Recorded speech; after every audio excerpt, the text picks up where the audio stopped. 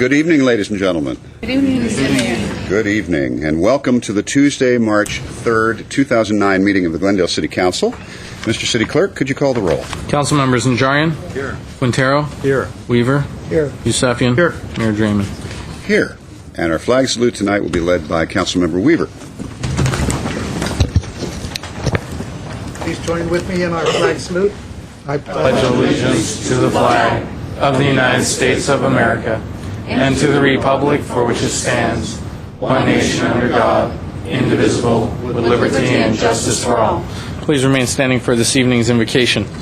Tonight we pray for wisdom and guidance for our council as it deliberates on the issues which will improve the lives of our residents, ensure prosperity, and provide for the common welfare of all. And this meeting be guided by integrity and a spirit of fellowship and cooperation. Let us also pray together for the safety of our city and its residents. And let us keep in mind and promise to always keep in mind the active duty men and women, the countless veterans of the war in Iraq and in Afghanistan.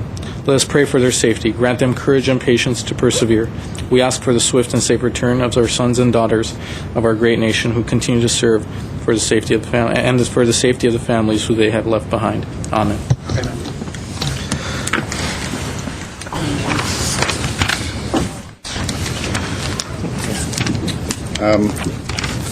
Let me just inquire before we go on to your report, Mr. City Clerk. I noticed last week and I noticed this week that California or the Glendale flag is in the wrong spot, and I'm just wondering, should be over here next to the state flag, I think, so we might want to, I would move it myself, but I think it's a different union, so. The city clerk. Anyway, all right. Mr. City Clerk, could we have your report, please? The agenda for the March 3rd, 2009 regular meeting of the Glendale City Council was posted on Thursday, February 26, 2009 on the bulletin board outside City Hall. Thank you very much. And our next item? Our next item is presentation and appointments, and 3A is agenda preview for the meeting of March 10, 2009. Okay, very good. And with that, let's go to Bob McFall, our Assistant City Manager. Thank you very much, Mr. Mayor, members of council. Next week, March 10th, the Housing Authority at 2:30 has one item on it. That would be a report from the Director of Community Development and Housing regarding the Hamilton Court Transitional Housing Program, and there's a variety of actions associated with that. There's no specific items on the Redevelopment Agency. That evening, the Glendale City Council at 6 p.m., there's a number of consent items, and then a couple of action items. The first being a report from the Director of Parks and Recreation. This would be regarding an amendment to the ordinance that regulates boxing in the city of Glendale, with a proposal to make a modification in the municipal code regarding such. Secondly, there will be a hearing from the Director of Planning. This is regarding an appeal of parking reduction permit revocation case number PPR 205-002. This is for the property located at 2831 to 2833 Honolulu. Would be all. Okay. Thank you very much, Mr. McFall. Our next item, please. City Council and staff comments. Mr. Quintero.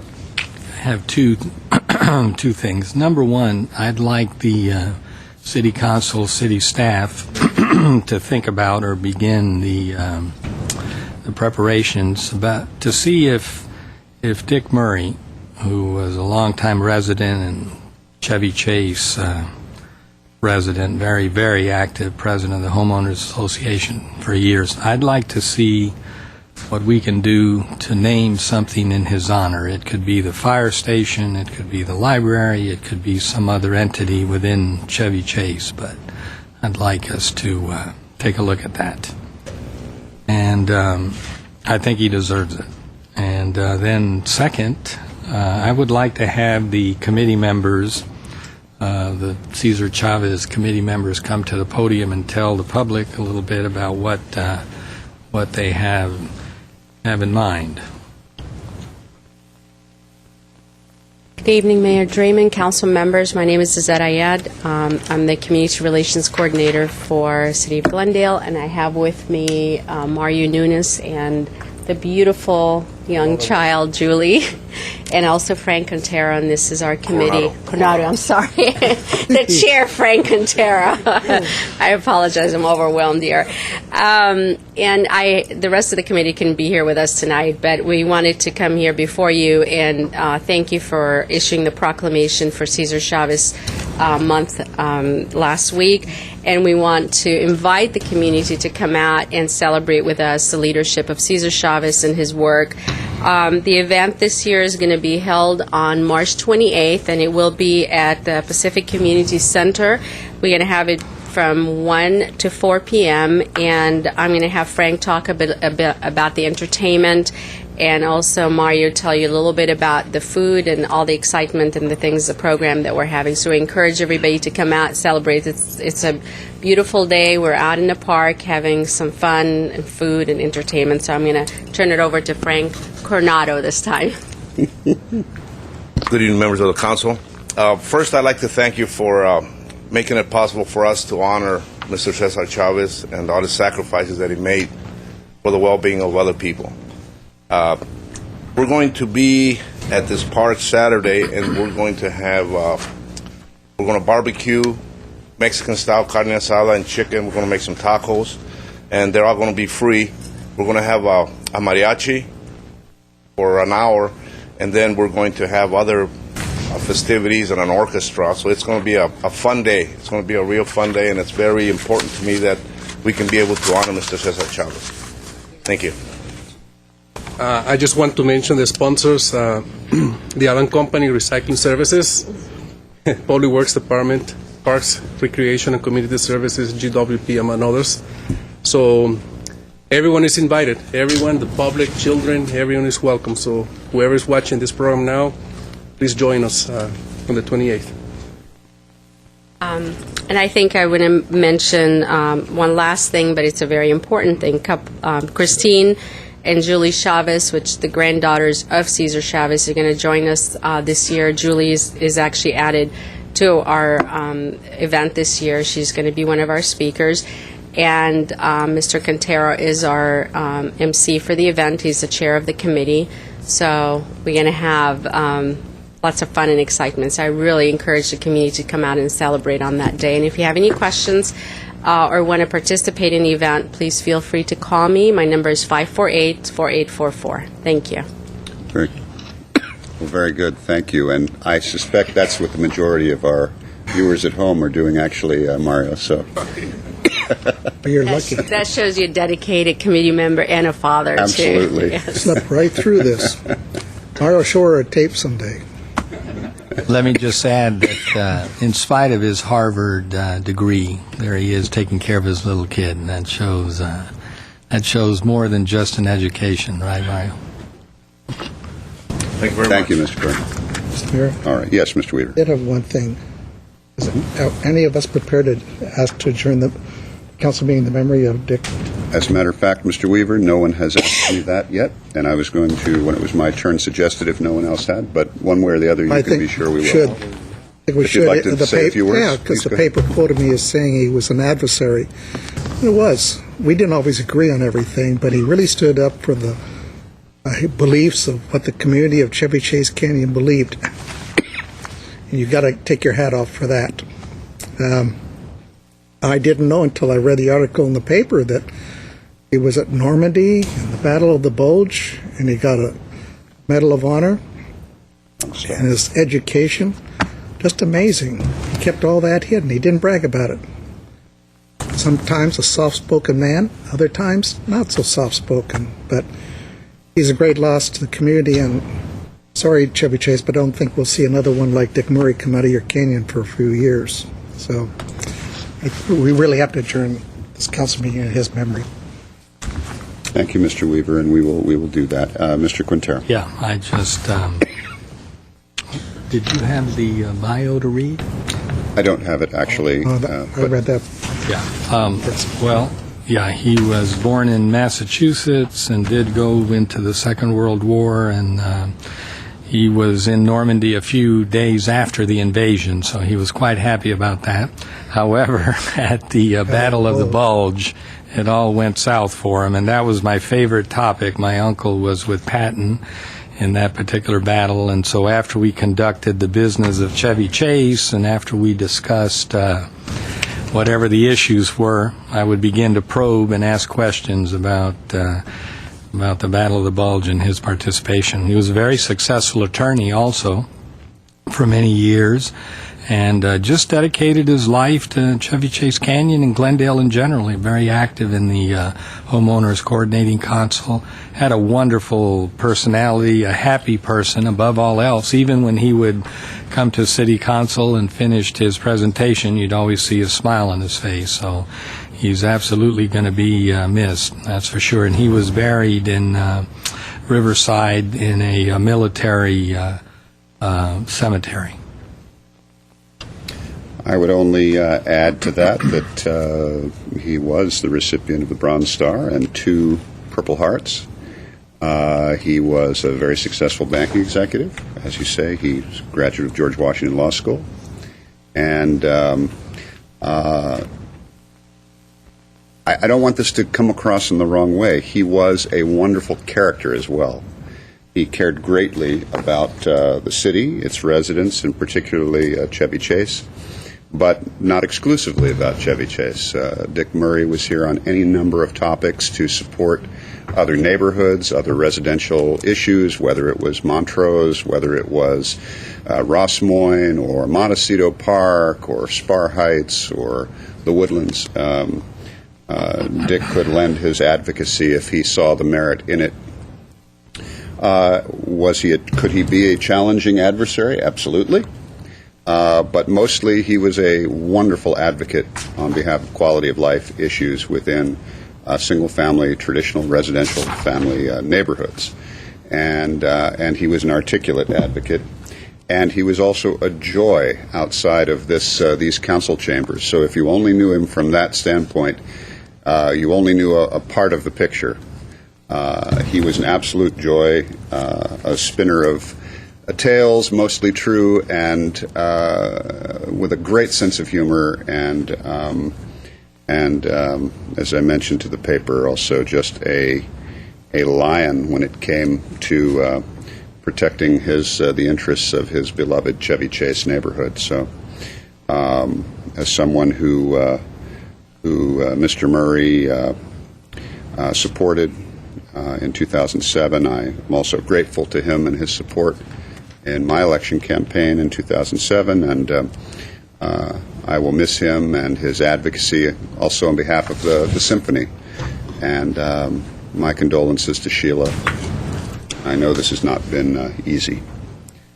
I don't know if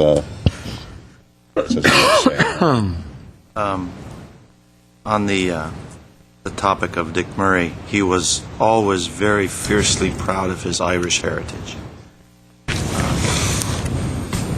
Got to hand it to someone who always remembers his heritage and wears it as a badge of honor wherever he went. Anything, Mr. Yusefian, before we... Yes, Mr. Mayor, I think there has already been a request to adjourn in memory of Dick Murray. I work with Dick a lot due to the fact that we were on coordinating council together. We agreed more than we disagreed, but I will tell you the part that people didn't see was his sense of humor. Boy, he had some jokes to say, and when him and Ginger would get together, I can't repeat some of those jokes. That's all I can tell you. And when they were together, that was a force you could not reckon with. And once in a while we disagreed. I just wanted to sit there and watch it because it was amazing. But Dick will be missed. As I said, that canyon lost 3 great people: Jerry Briggs, their former president, then Ginger, who was their also president, and now Dick Murray. So, but they do have several other individuals as members of the homeowner association that live in that canyon that are very much caring, and they will pick up the torch and follow after what with Dick looking down, making sure they do the right thing. He will be missed. Well, I actually, on that note, I would, about his humor, I would add this one little story because I think it relates to you, Mr. Weaver. The first time I heard from Dick Murray was in the form of a handwritten note that was mailed to my home, I think sometime around 2005 or 2004.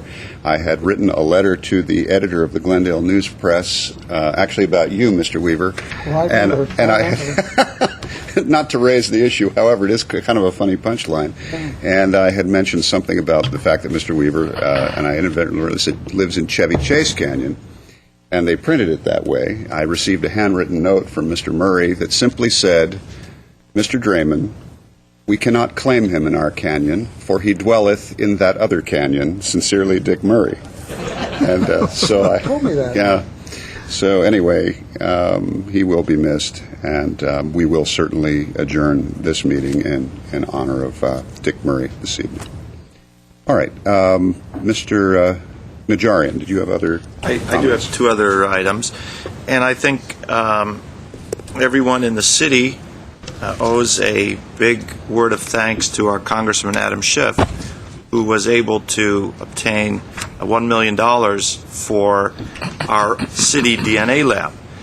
And I remember that strikes a chord in my memory.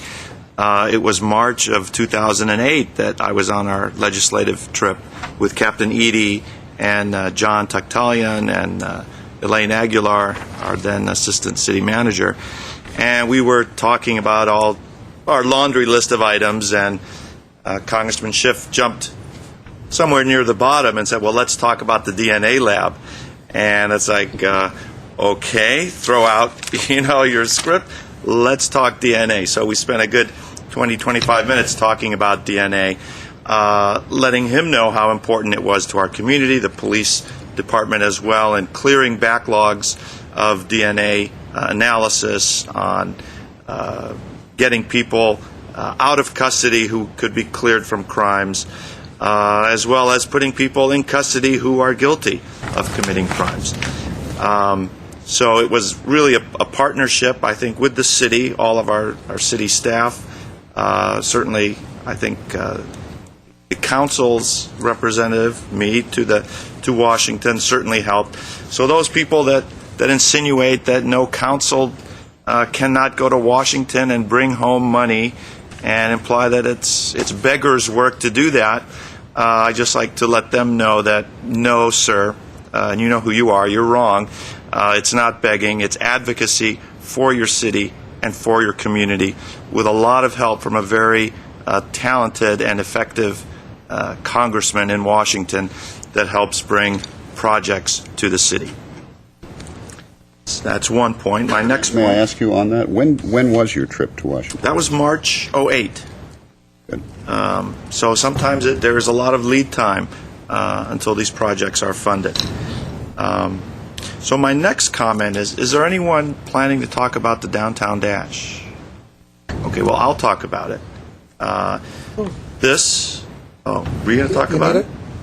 No, I'm going to it. You want to read from it? No, I know a little bit about it. It's this Sunday, March 8th. It is a 5K run/walk, which is going to start at the Alex Theater and run through our business district, through the Americana, down by City Hall. It's a fundraiser for the Glendale Adventist Medical Center Stroke Research Center. It's a great cause. A lot of fun to run it. You can walk it if you want to. There's going to be a health fair afterwards. Entrance fee is $35. There's all sorts of freebies that they give away, energy drinks and souvenirs. You get a free T-shirt as well. And I'm happy to announce that I will be running that race this year for the second year in a row. And I invite any of my colleagues to join me in running it. And if you do, I'll buy you lunch at Damon's. What time? Mr. Najarian. 7 a.m. Registration starts at 7 a.m. It's only 5K. It's not that far. but it's a lot of fun for a great hospital doing great work for really a big problem that we have, not just for elderly, but for young people as early as 30, 35 years old are now suffering from strokes.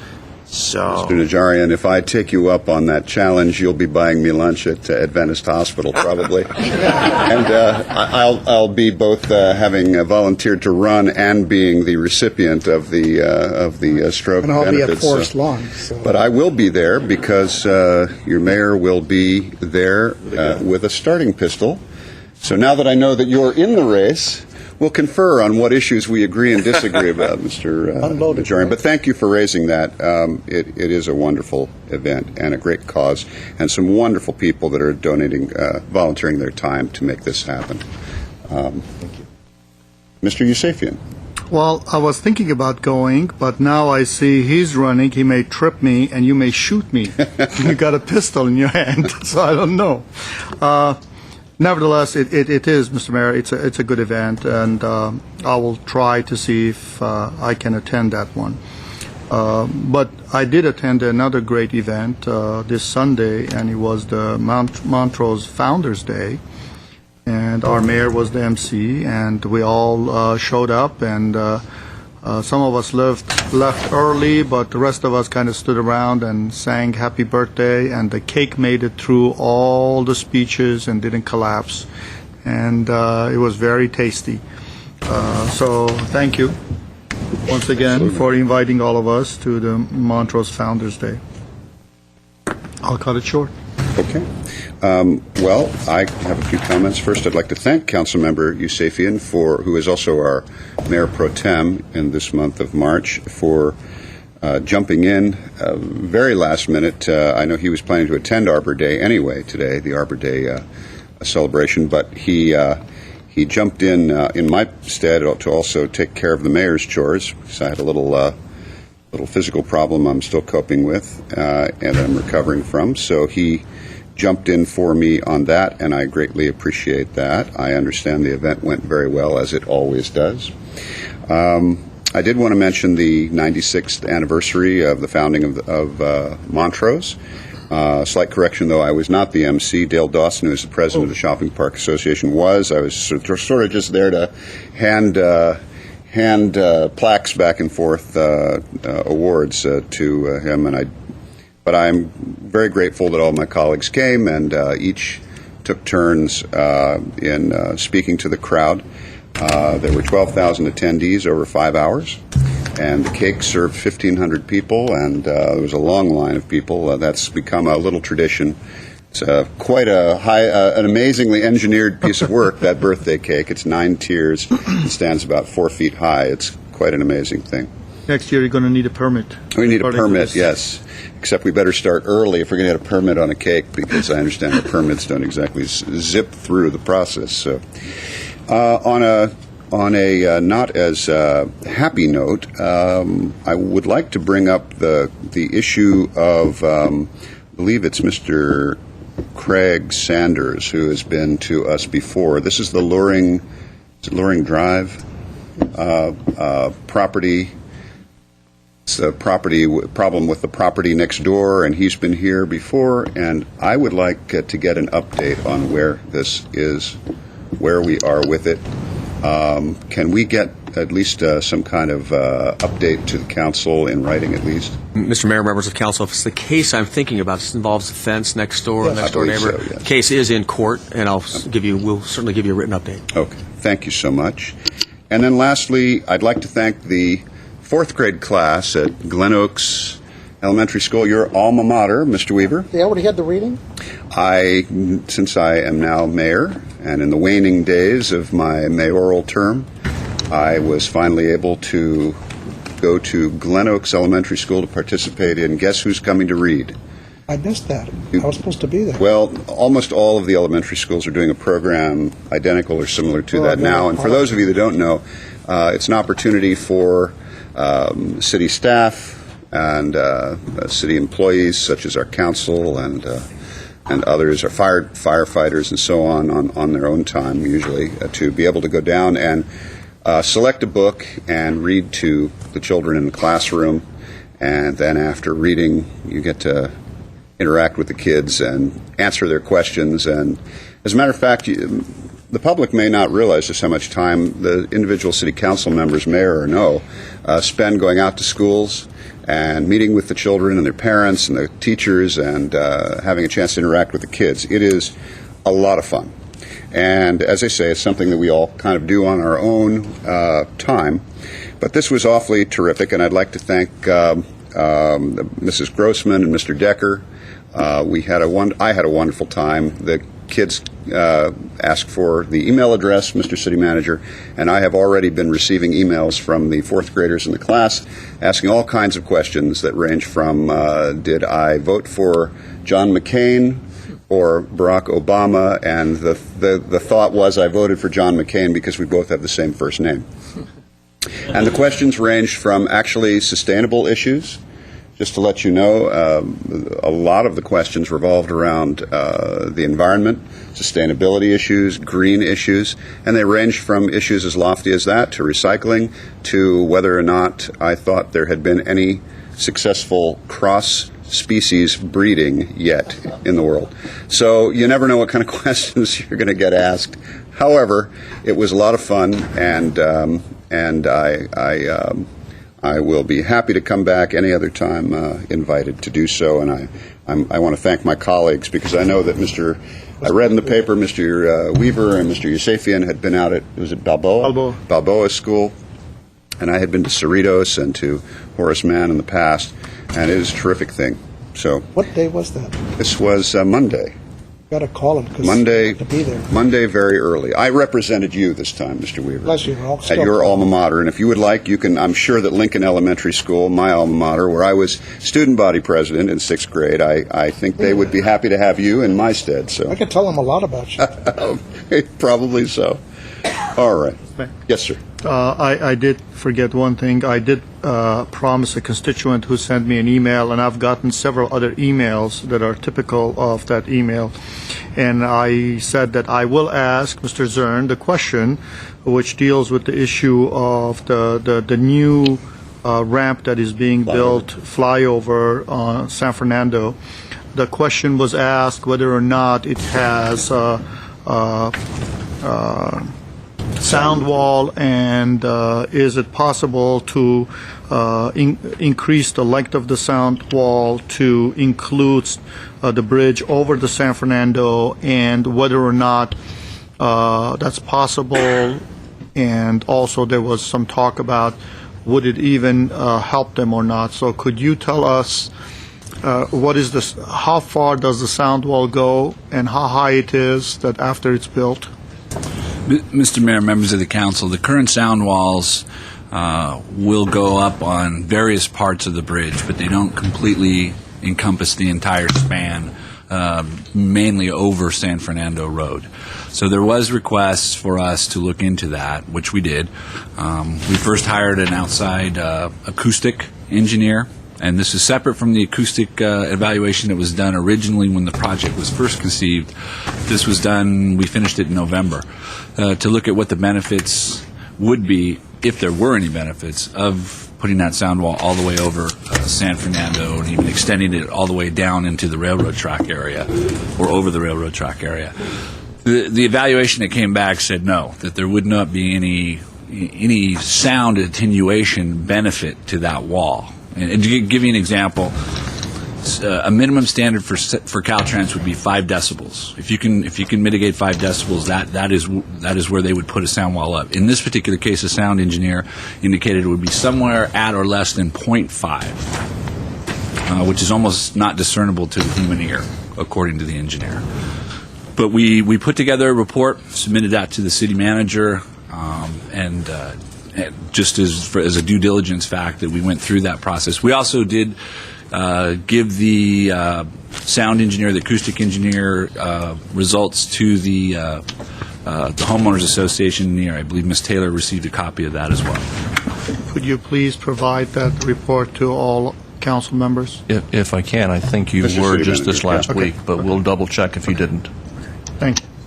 Thank you, Mr. Mayor. Thank you, Mr. Yusefian. We all did. You're right. We received a number of. All right. If there's nothing else, are there any other staff comments? Okay, Mr. Kasakian, next, please. Next is consent items, including minutes. The following are routine and may be acted upon by one motion. A member of the council or the audience requesting separate consideration may do so by making such request before a motion is proposed.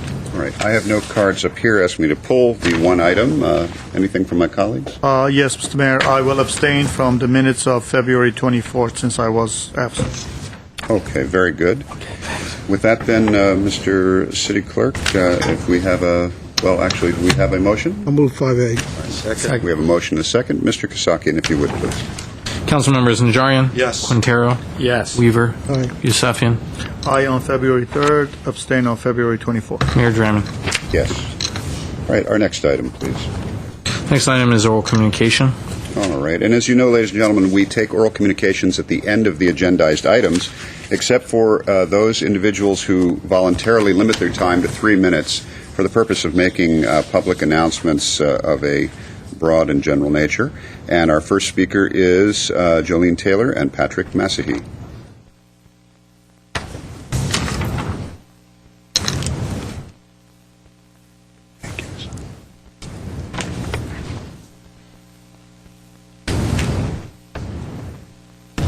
Good evening, Mr. Mayor, members of council. My name is Jolene Taylor, Vice President of the Palanquoni Estates Homeowners Association. Councilmember Yusefian, thank you for bringing up the sound wall. We are here this evening to invite you to attend the meeting on Monday, March 9th at 6:30 p.m., 633 East Broadway, room 105.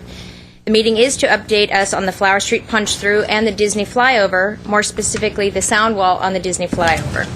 This meeting will be informative and will give you the opportunity to hear from the community as to the impact these projects have had and will have in the future.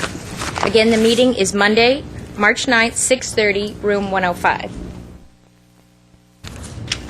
Mayor Draymond and members of City Council, my name is Patrick Massey. I'm the president of the Palanquoni Estates Homeowners Association, and tonight I'm joined by Jolene Taylor, our vice president and future leader of the Palanquoni Estates. This is going to be my last year as president. This issue is very important to our neighborhood, and we've already directed a lot of communication to city staff about this matter, and we're hoping that the council members will join us that night to discuss this very important issue. And let me just remind the council members that there was an independent consultant that was hired by the city, which, based on his report, he did indicate that that sound wall should be extended beyond the bridge. So if you would like, I can provide you a copy of that consultant's report. So we're getting varying comments here in terms of who said what and who said yes and who said no. But your own consultant apparently thought that the sound was loud enough, would be loud enough in that area where a sound wall would be warranted. So we're hoping that you'll join us next week, next Monday, for this important meeting. And let me just take another 10 or 20 seconds to also send our condolences to the Murray family. Dick Murray and I worked together on numerous issues, and we served on the GHCC board together. And Dick Murray was one of the individuals that actually encouraged the formation of the Palanquoni Estates Homeowners Association. Dick and I worked very closely during those initial years to put this association together, and I want to recognize his hard work, and not only for the Chevy Chase community, but what he did for all the rest of the HOAs. He was a true champion of the quality of life in Glendale, and he fought for every community out there. So I'd like to send my condolences and also the condolences on behalf of the Palanquoni Estates to the Murray family. Thank you. Thank you both. Our next speaker is Jeanette Sturdivant, followed by Leon Mayer.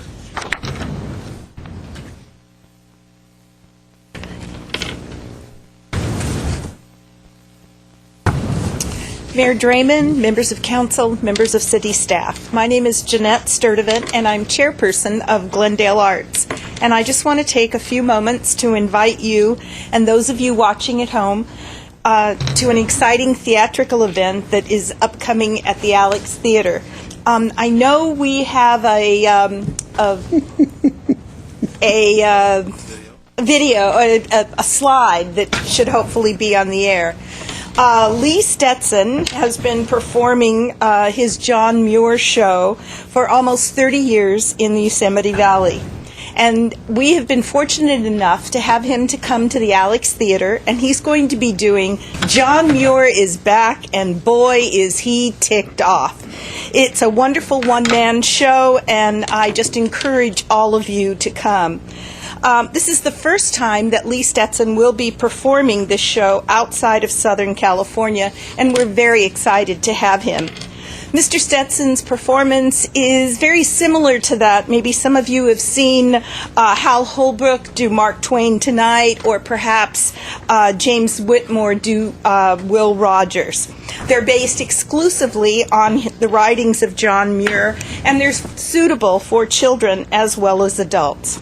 The performance will be on Sunday evening, March the 22nd at 7 o'clock p.m. And of course, tickets are available. I have some here this evening, and they're only $20. This event is a collaboration between Glendale Arts, Glendale Crescenta Sierra Club, Glendale Crescenta Voice, and it's sponsored by the Crescenta Valley Council on the Arts. This is just one example of the kind of collaboration that Glendale Arts is engaged in as we go about our mission to preserve and operate the Alex Theater as a performing arts and entertainment center, to provide and foster and strengthen artists and performances in our city, and to improve the quality of life for the community by providing these programs. As an exciting note, and I was really happy, Mr. Draymond, or Mayor Draymond, to hear you talk about going out into the schools. Glendale Arts is paying to have Mr. Stetson perform a separate show called John Muir Among the Animals at John Muir Elementary School on the morning after the show, and it will give the children an opportunity to learn about the namesake of their school. So if for any reason you're not available on that evening, I would imagine you would have a wonderful time along with the children learning about why their school is named John Muir. We do hope that you will join us for John Muir is Back. I've given each of you a flyer, and I hope you'll come. I don't know how many of you have had an opportunity to see him before. He has performed here in Glendale. This will be a new program. Thank you very much. I just want to ask, I surely hope that the Glendale Arts isn't implying anything by the title of the project out at the schools. No, I think what he's talking about when John Muir is talking about being ticked off are the... I meant about the Among the Animals. Oh, no, I don't think so. Okay, all right. But thank you very much. And I do hope you'll all come. Thank you, Jeanette. All right. Leon Mayer, followed by Al Hoffman. Good evening, Mayor Draymond, members of the council, Mr. Starbird, Mr. Howard. My name is Leon Mayer, and I'm here on behalf of the Friends of the Glendale Public Library to tell you about our next event, which is March 12th at the library, 7 o'clock, Central Library, and we're going to have a nationally known humorist and photo collector by the name of Charles Phoenix.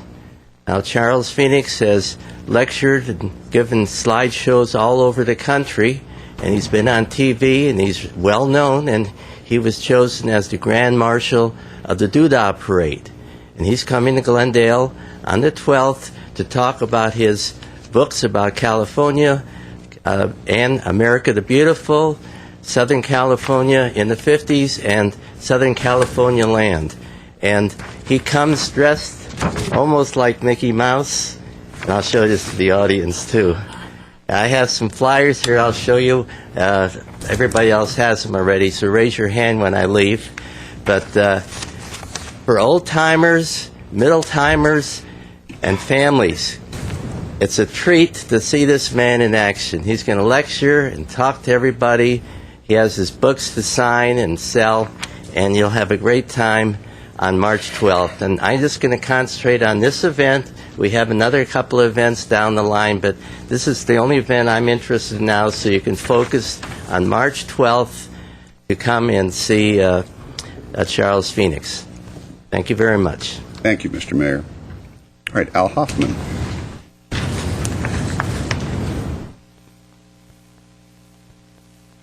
Mayor Draymond, council, and staff, Al Hoffman, resident of Glendale. Just want to have a reminder, a week from this Thursday is our Glendale's Merit Prayer Breakfast, a bright and early affair at 6, so you can come and have a good breakfast. It's going to be catered by Ruth's Catering, and supposedly they're really good, and we should have a good meal. The program will be interesting with Tom Dreesen, so I think Artie may have some tickets left, and Doris Tweet will be at the Artie's office tomorrow, and she will have tickets, so all of you can go down and get tickets for you and your friends and whoever. Should be a good event.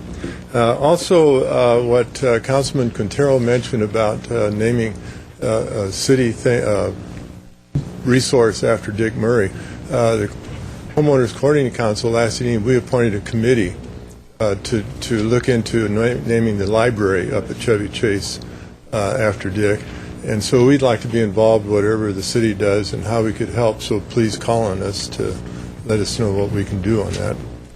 And then also regarding Dick, there will be a memorial service for Dick on Saturday, March 14th at 2 p.m.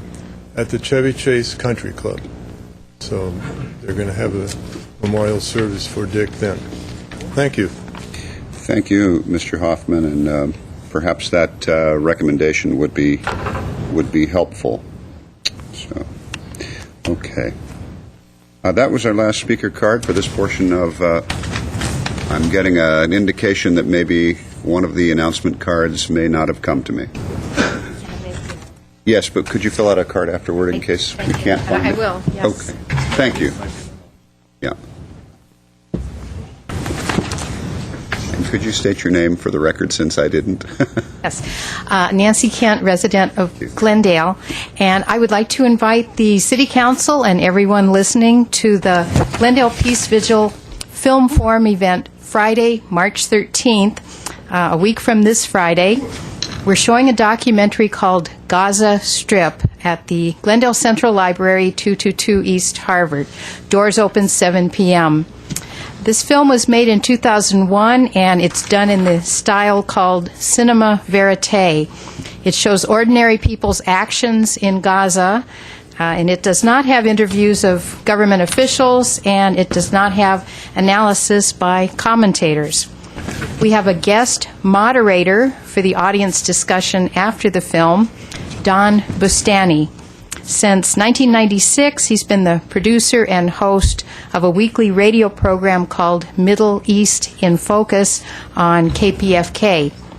He has lots of experience moderating conversations between people who passionately disagree about the history of this region and about the current actions of Israeli and Palestinian government officials and private citizens. We welcome people with all viewpoints to this event, and we're counting on Don Bustani to keep the discussion calm and civil, and we hope audience members will help with that too. This event is free, and again, it's Gaza Strip at the Glendale Central Library, Friday, March 13th. Doors open 7 p.m., and for information, call me at 818-242-4320. Thank you. Okay, thank you very much, Ms. Kent. That was our last speaker for this portion of oral communications, so let's go to the next item, Mr. Kasakian. 7 is adoption of ordinances. 7A is continued from February 17, 2009. This is regarding an ordinance amending sections 3.43.020 and 30.43.070 of Title 30 of the Glendale Municipal Code 1995 relating to use variances, option 1, offered on December 2nd, 2008 by Councilmember Quintero. All right. Did you want to take a crack at B while you're at it, and then you can just recuperate? Sure. Or but that's different. I realize. Yes, but they're both under item 7, and I think Mr. Kasakian is going to need to recuperate after he reads the next one. Well, I'll just say that 7B is an ordinance amending sections as noted on the agenda, offered on February 24th, 2009 by Councilmember Weaver. Very good, Mr. Kasakian. It's available online in the library and on the bulletin board outside City Hall. I'll move 7A.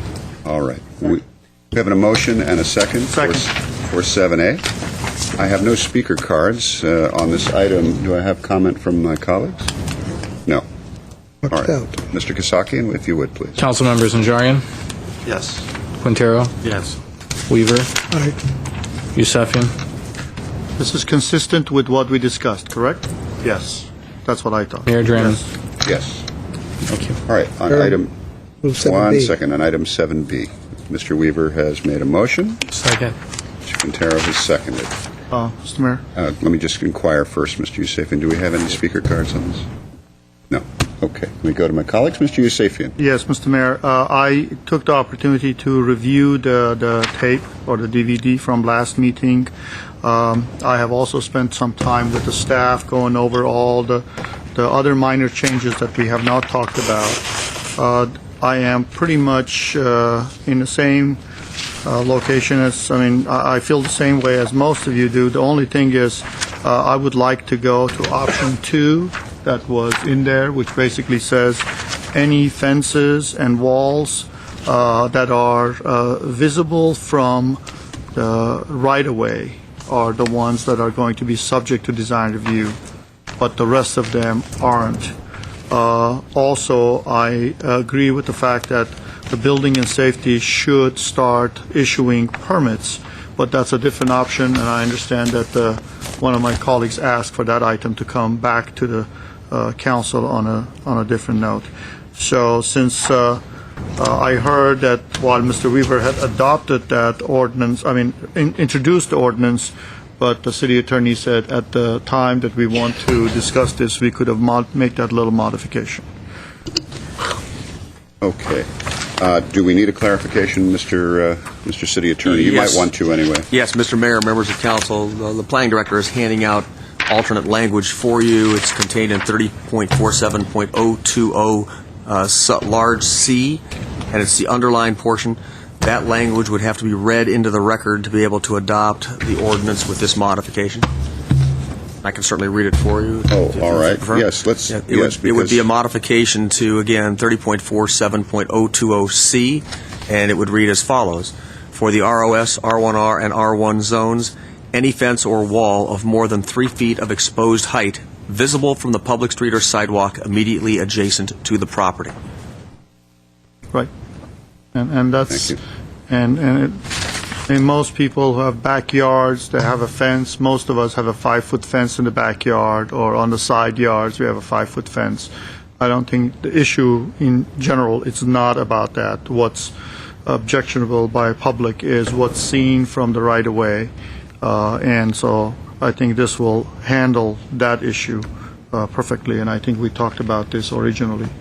There was a consensus on that. All right. But currently on the floor, you have a motion and a second related to the original ordinance Exactly. without this language. Exactly. And let me also ask if there's any other comment on the motion. Okay. Because if there is, we should hear it now and see whether there is support for this first motion. I have no speaker cards, so Mr. Quintero. Yeah, well, I'm in agreement with the amendment. Okay. For me, it's about whether it's visible from the street or not. We would have to have an alternate motion. Mr. Mayor. Well, no, I'm the maker of the Mr. Weaver's motion. I was making stand by the it. If I don't have a second, it'll fail. All right. The seconder withdraw the second? Draw the second. So right now you have All a right, motion so without we a currently second. have a motion without a second. Do we have a second for that motion? No. Well, I have an alternate motion for you. Wait. let's You have just to see whether if there's there's a second to the motion. Mr. Najarian, Mr. Quintero. All right. Motion dies for lack of second. Right. Mr. Yusefian. And, Mr. Mayor, at this time, I will make the motion as modified by the city attorney. That would be the adoption of the ordinance at 7B as modified. Correct. Second. We have a motion and a second. All right. Mayor? Can we have some, is there discussion? Mr.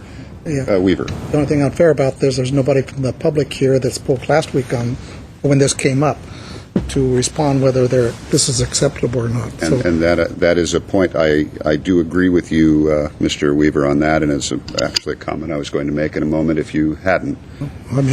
This is language that has not been seen or talked about. I would say, as one voter up here, that I am prepared to support it. However, all the discussion that we have out in the public, my colleagues and I have out in the public about notification and making sure the public is aware of what it is we're doing. I just want to make sure that we understand they have not had the opportunity to, we just got this in our hot little hands. So, Mr. City Attorney.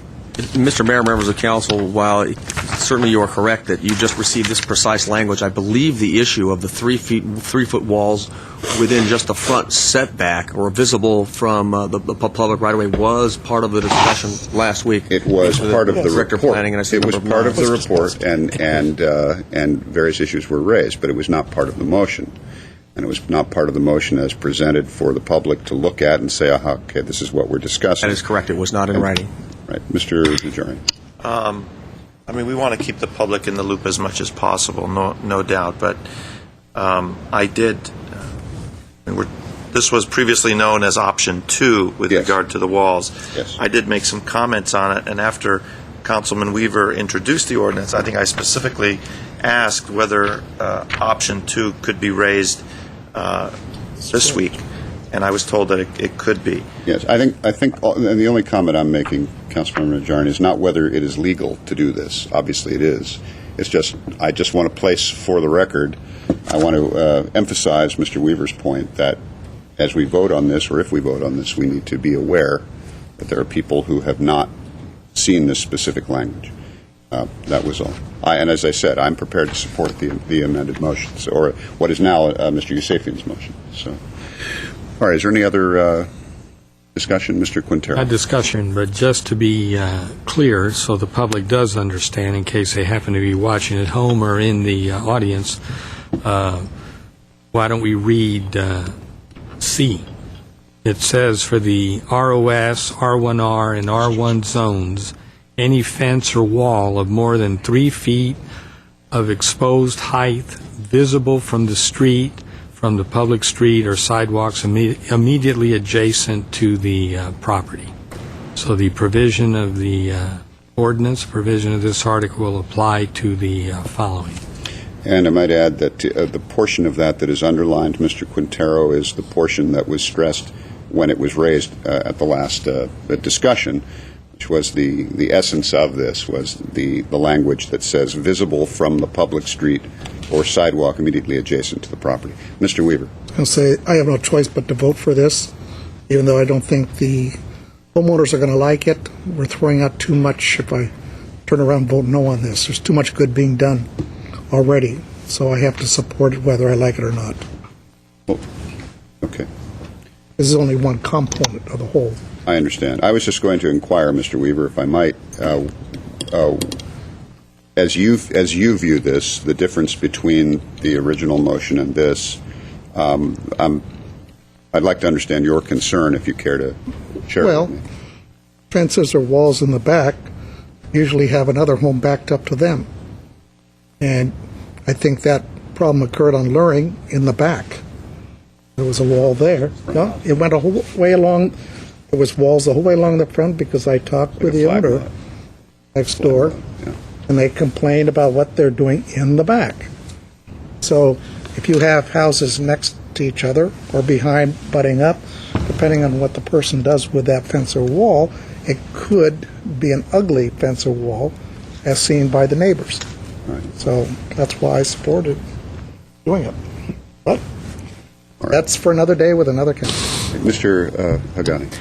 Mr. Mayor, thank you. I just wanted to emphasize two things. One is that we had this language prepared because of the comments we heard last week, and no other reason existed other than that. We wanted to be able to present it if it was brought up. Second, I wanted to mention that in our communications with neighborhood members, both walls between properties and walls visible from the street have been raised as concerns.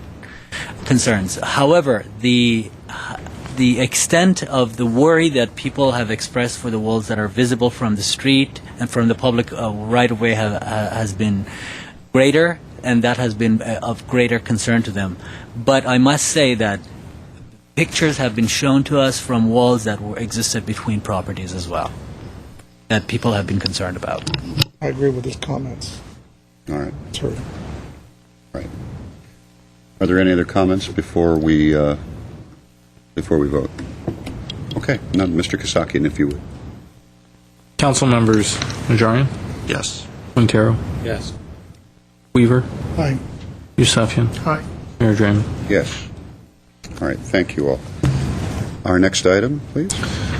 8, under action items, 8A is Fire Chief regarding agreement with Glendale Adventist Medical Center to provide professional emergency medical services, nurse educator to the fire department. At A1 is a motion authorizing city manager to execute an agreement, to execute an amendment with Glendale Adventist Medical Center. Thank you, Mr. Kasakian.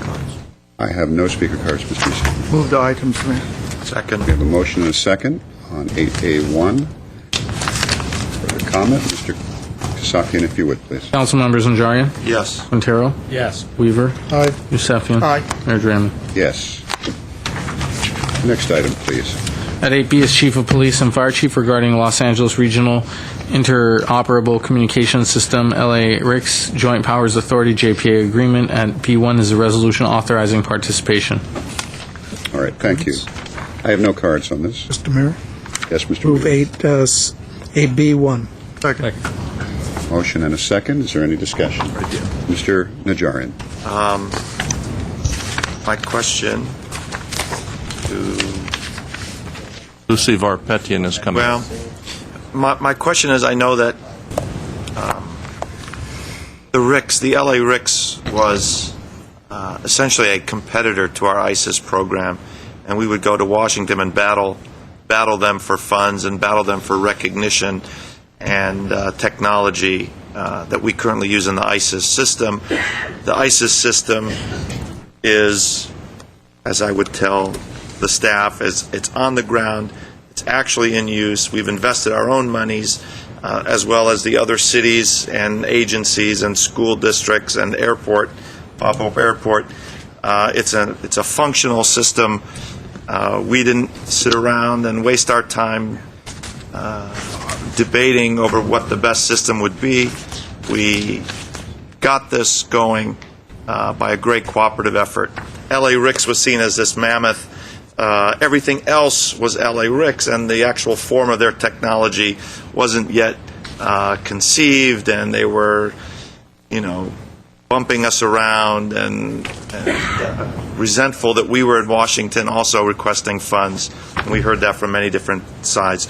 So what does this mean? Are we capitulating, or are we just holding off until our ISIS system eventually merges with the RICS technology at some future date down the line? Mr. Mayor, if I can, let me try and respond to that. We and the other cities in ISIS have been very sensitive to that issue. In addition, through the work of our two chiefs, Fire and Police, and Lucy and Captain Edie, we have impressed that concern on what I'll call the city leadership of the LA RICS effort, to the point that at a recent meeting in Beverly Hills, where the city managers of La Cañada, Flint Ridge, and Santa Fe Springs, who have really been the representatives of the non-ISIS cities in this effort, many of whom are serviced by LA County Fire and or Sheriff's Department, have gone so far as to encourage cities who must make a decision about replacement of their system to consider ISIS, recognizing that LA RICS is a ways off, under the best of circumstances, 3 to 5 years by the estimate of the LA RICS consultant, and in all likelihood, as these things go, well beyond that period of time. I think we've reached a good point where it's no longer seen as a competition. It's seen as something that can supplement and support and strengthen both cities, with ISIS playing a critical role between now and when a larger system is implemented countywide, and even then with ISIS becoming a supplement addition to that system in a way that is no longer a competition. Correct? And let me just, for folks who are out there wondering what ISIS is and RICS is, ISIS is our interagency communication interoperability system, which means that our police department and fire department can speak to any one of our neighboring agencies without the difficulty of cross-cabling and, what do they call it, booting it, and et cetera. So it's our emergency radio system that provides a seamless method of communication from one law enforcement or public safety agency to another. So that's what we're talking about here. Thank you, Anna. Are there any other comments or questions? All right. Very good. Mr. Kasakian, if you would, please. Councilmembers Najarian, Yes. Quintero, Yes. Weaver, Aye. Yusefian, Aye. Mayor Draymond. Yes. Thank you. Let us jump to 8D, like David. 8D is Director of Planning regarding potential for combining design review with subdivision applications. D1 is motion directing staff to maintain current policies regarding subdivision applications. Thank you very much. There are no cards for 8D. There is one card. Thank you. All right. Is there any discussion from the council? I do have one speaker card. Let's hear the speaker. Speaker first. No. Go to the public? That's staff. All right. Let's go to the public. Actually, let's hear staff on this first, and then we'll go to the public. If you wouldn't mind, Mr. Kraus. Thank you, Mayor Draymond, members of council. During the recent two appeal cases on parcel maps, the issue of design versus subdivision came up and how much they could be combined and whether it might be worth pursuing formal combining of the two processes. Our conclusion was that they're not that compatible, although certain basic design issues are considered when you're doing a subdivision. So the reasons are provided in the staff report as to why the staff doesn't feel that this is really achievable. And I'll be glad to answer any questions about that rather than just read them all. But our conclusion was that perhaps as staff we could pay more attention to some of the massing issues when we make our recommendations or decisions related to parcel maps and tentative tract maps, especially in the single-family neighborhoods, because as we've seen, merely meeting the minimum standards doesn't always guarantee that future developments will be compatible with the neighborhood. I mean, we had the one where you had two flag lots proposed, and another one that the nature of the gradings pretty much dictated a very specific site design that perhaps wouldn't have been as compatible with the neighborhood as we would have all liked. So again, our intention is try and make applicants aware of that early when we sense neighborhood opposition, and again, making them understand that we have to consider the worst-case scenario when we approve a subdivision. What is the possibility under the current code, that something might be developed in the way of, especially a single-family house, that would be compatible? So again, if they're able to make some slight adjustments, we can steer them in the right direction. If not, then probably our staff reports will reflect our concern. So are there any specific questions about the points that we've made? Find out here. Mr. Weaver.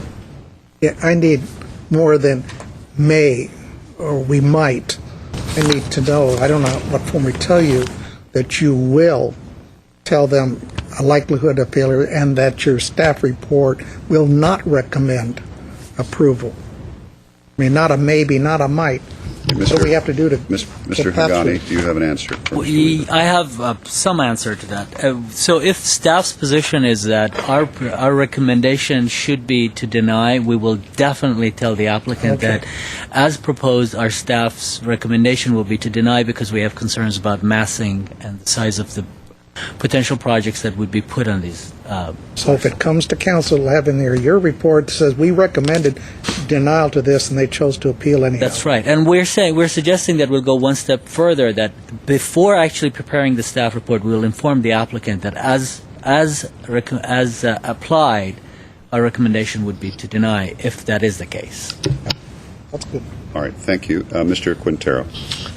Well, it just seems to me logically that when you're subdividing properties, in a sense, you're not doing it in a vacuum. You have something in mind as a property owner. You're subdividing the property and you have specific structures in mind. Why not talk about it from the very beginning? Why not have some sort of design review where right from the beginning you're letting the city and the neighbors know what it is that you have in mind for those properties? It's in the report. Well, Councilman Quintero, members of council, we do ask for preliminary conceptual designs, preliminary grading plans if it's hillside, in order to demonstrate that overall compatibility with the lot design can be achieved, and that they'll be able in the future sometime, whether that's the near future or decades from now, be able to develop something meeting code requirements. Again, we've tried to indicate in the report why, even if this is something that might be desirable at the time, just if it doesn't seem to work, at some point you're going to get bogged down and you can't get there from here. If you'd like to deny the application because of architectural details, that really the state Subdivision Map Act and our local subdivision regulations don't give you that authority to deny a subdivision merely on detailed architectural grounds. So right away, regardless of everything else we've said, that pretty much kills that idea. Then on the other hand, if it's a single-family zoned subdivision, which I think is your main concern, if you find a design you like, there's certainly no problem in approving the subdivision, but in order to get that design actually built, you'd have to make that a tentative tract condition, and the tentative tract condition has to be implemented prior to the final map, but you can't get a building permit until the final map is recorded. So, again, you can't get there from here. I mean, regardless of everything else, those two things will put a stop to implementing what you'd really like. That's why they're not as compatible as you might think. In conventional subdivisions, again, condominiums, planned residential development, that's another story, whole different situation. All right. Councilmember Najarian. I was the one who really got sidetracked on this when we were dealing with the issue in Whiting Woods. And I understand what you're saying with the procedural disconnects that we have. There's a disconnect, yes. But I think we can all agree that there are sensitive, appropriate designs, and there are insensitive, inappropriate designs for homes. The problem I have is that when someone submits a proposed design, and we saw it on that hill, was it Hillway? That was one of the streets, right? Hillway and Whiting. What we saw was an inappropriate design that they had submitted, and it wasn't a full design, and we weren't doing design review. But this is what the developer, the homeowner, or the lot owner indicated he wanted to build. We denied the split largely on the massing and the ingress, the egress, and I went through the tape, and each one of the ones that voted against that specifically talked about the design. My problem is, if we had rolled the clock back, and that individual had given us the most appropriate design in terms of size, in terms of massing, in terms of location on the lot. And we looked at that and said, gee, that looks good. And the neighborhood said, gee, this is a great design. How sensitive that they're keeping it at one story and they're not blocking any sunlight or taking any trees down. All the good stuff. Subdivision approved. Then they come back and they say, oh, we were just kidding, guys. What we really want to do is this massive house, and they fight it through design review, and maybe design review can cut it down, maybe it can't, but it was basically a fraud perpetrated on the community. And that's where I'm concerned. I don't want this to happen in this manner, and I think we're leaving the door open for that. It's easy for the cases where they come out with a huge whopper house and we say, oh, this is no good, forget it. But it's those designs that they come in like a kitten, and they get the subdivision and they turn into a lion. in terms of enforcing their property rights and this is my lot, I have to be able to build something. I was just looking for some more certainty for the neighborhood, for the developer, that they can't pull this switcheroo once the subdivision is approved. Yeah, I understand. And I hear what you're saying, and we're trying to cover two things, and there's timing issues, and there's flow issues that don't match. But if there's some way we could do that, whether there's some new creative idea that Hassan or Wolf that you can do, it would certainly make me a lot happier. I think it would protect our neighborhoods to a much greater degree than they are now. There's always that little bit of uncertainty that those sensitive designs that they wave in front of us are going to be scrapped and come in with something a lot larger, taller, massive placement issues and all that. So if it can't be done, it can't be done. This was just my attempt, and we've talked about it several times, to try and give that extra level of protection to the neighborhoods in this process. And Councilman Jerry and members of council, I think we as staff understand that, but the only thing I can say to address that is ultimately you're the ultimate authority on design review cases, so you could always call up a decision, number one. Number two is I think we have the responsibility as staff to make the Planning Commission, who's the initial review authority on parcel maps, and the recommending body on conventional tentative tract maps, and you'd be the ultimate authority on a conventional tentative tract map, is to advise you of the worst case scenario. Just because they're showing this, they could still do that. So regardless of what they show you, we should be telling you, okay, this is what they can do. You still have the design review process. You still have that available. Okay, flip side. Let's say someone really is committed. He's a committed, sensitive developer, and in his heart of hearts, he really intends on only building that 1,200 square foot craftsman bungalow nestled into the hillside. Now you're going to go and say, well, folks, we just want you to know that this could be a 4,000 square foot, 2-story building, and the neighborhood goes, what? Are you kidding me? So it works the other way as well, and that's where I think we've got some inequities in this whole system. Well, part of it is the zoning rules themselves. If there's something about the zoning regulations that cause you concern, then that's always something that, we're doing it. We just did it today with some things. If there's something that constantly is creating projects that aren't compatible with the neighborhood, despite design review, then maybe we need to look at what's causing that. Mr. Hagani, isn't part of the, rather than a zoning issue, isn't part of the belt to Mr. Najarian's concern over suspenders the fact that part of this is a subdivision question and then ultimately it's a design question that is handled in another manner? So there is an opportunity for the design to be looked at, and since it's residential rather than commercial, or at least in this case residential, there is a process that we have basically put up on a hoist and taken a look at, and this council, and from every conceivable angle. So there is the opportunity for the public to, and frankly, before it ever gets there, they're going to be sitting down with staff. That is part of the protocol now, and for your staff to be able to say, this is going to fly or this isn't going to fly. These are our recommendations. This is where it's going to go. These are going to be our recommendations when it goes to DRB, et cetera.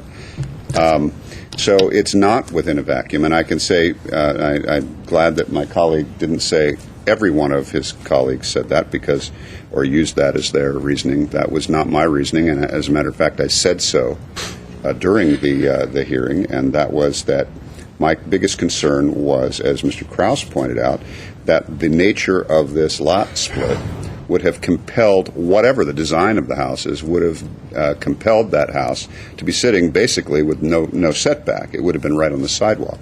So in my case, I wasn't particularly concerned whether or not the house looked like a Spanish colonial or a reproduction of the Whiting Mansion. It was going to be sitting basically on the sidewalk, and that was the largest part of my concern.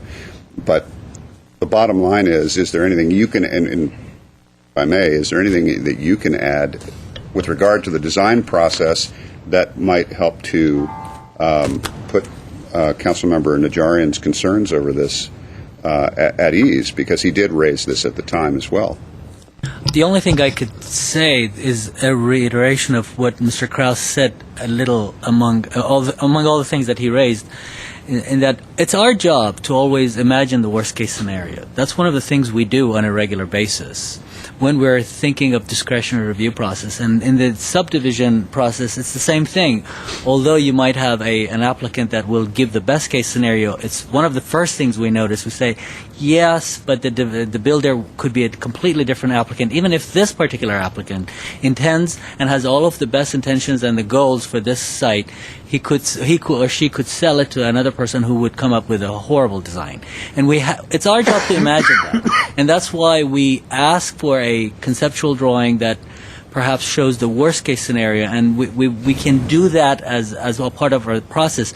But to give absolute certainty, we cannot do that. And we know that about our design review process. We say there's no absolute certainty on the other end, that what's allowed in the zoning code is not necessarily what you're going to be allowed to build, because the design review process is a discretionary process, and we can chip away at it based on neighborhood compatibility. So we have that negotiation as a tool at our disposal that we can use. Thank you, Mr. Haga.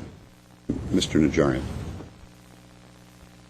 I think I understand the points, and I'm not sure if I have the support that would be necessary to go forward. Even if I had the support, what I'm hearing is I'm not sure that they could even meld the two processes to make any sense. So I guess I'm happy just to have expressed my concern. And well, you're in my view, Councilmember Najarian, your view is a point well taken, and the reason why I was not prepared to support it this evening is simply because, and only because, I was hearing from staff, as I had conversation with staff, that there is virtually no way to do this. And that's the only reason. I think it is a valid concern. And as you say, it can cut both directions. But I don't know where to go with it beyond putting it out there for our staff to be aware of, and our colleagues to be even more aware of when we are looking at say, an appeal that comes to us. Yeah, true. You have any cards? Councilmember Yusefian. I think this was one of those cases I was home, and I had to get over here. been home a lot lately. Well, yeah.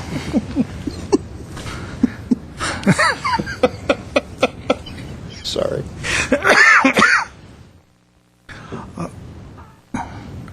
During subdivisions, you're basically looking at lots. You should be looking only at lots, and whether or not they are consistent with the surrounding lots around it. Is the compatibility has to do with the lots itself. Whether there'll be a house on it or not, that's not the issue. You deal with it somewhere down the line. There have been many subdivisions that have been around for 50 years. Nothing has been built on it. And my concern is if there was an approved project on those lots which said, this is the size you could build, it may not meet today's standards. The public may say, no, I don't want those 5,000 square foot houses, even though you approved it. I want something less. So I think the current design, the current process works just fine. It's just that this is one process, and then you go to the next process, and then you go through the next process. So there's a lot of steps to take. So I have no problem with the staff doing what they're doing currently, and I understand the concerns that my colleague has. But nevertheless, I was one of those people who didn't care what size the house was. I really don't. I just looked at the lot. I looked at the lots around the neighborhood, and it was clear-cut to me that cutting this into two pieces, it's not going to make that lot any more compatible with everybody else. And that was enough for me to just walk away from it. All right. Thank you, Mr. Mayor. Thank you, Mr. Yusefian. All right, we have 8D. Do you have any cards? Yes, I'm sorry, Mr. Weaver, yes. Oh, no, you said motion? I thought you said no, statement. I thought you had. I do have one speaker I make a card. motion. Yeah, no, I'd like to hear from the the public. Myrna Stanley is our speaker on this item.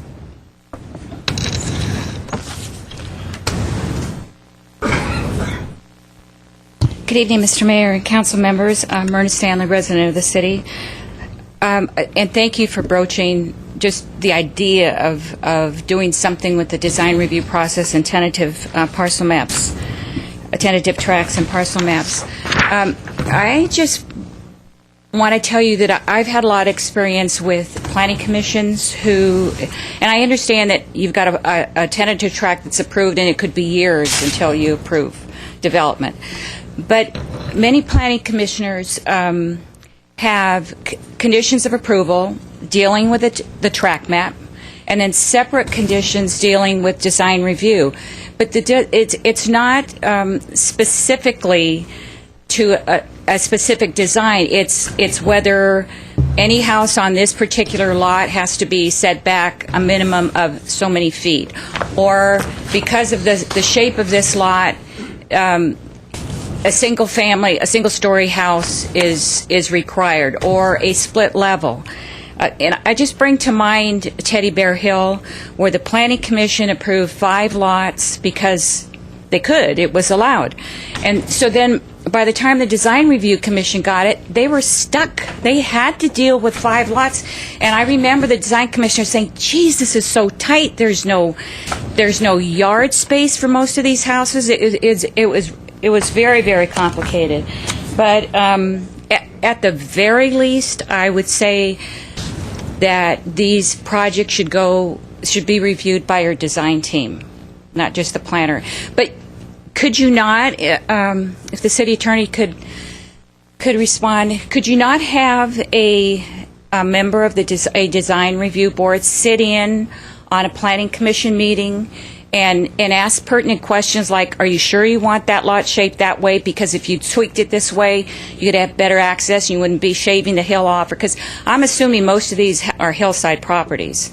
So just remember Teddy Bear Hill. You've got these 5 houses that look like robots that are coming over the hill to overcome the villagers, and their batteries ran out because they're just stuck there forever on the hillside. So it is possible. The Planning Commission can do track map conditions and design review commissions. Thank you.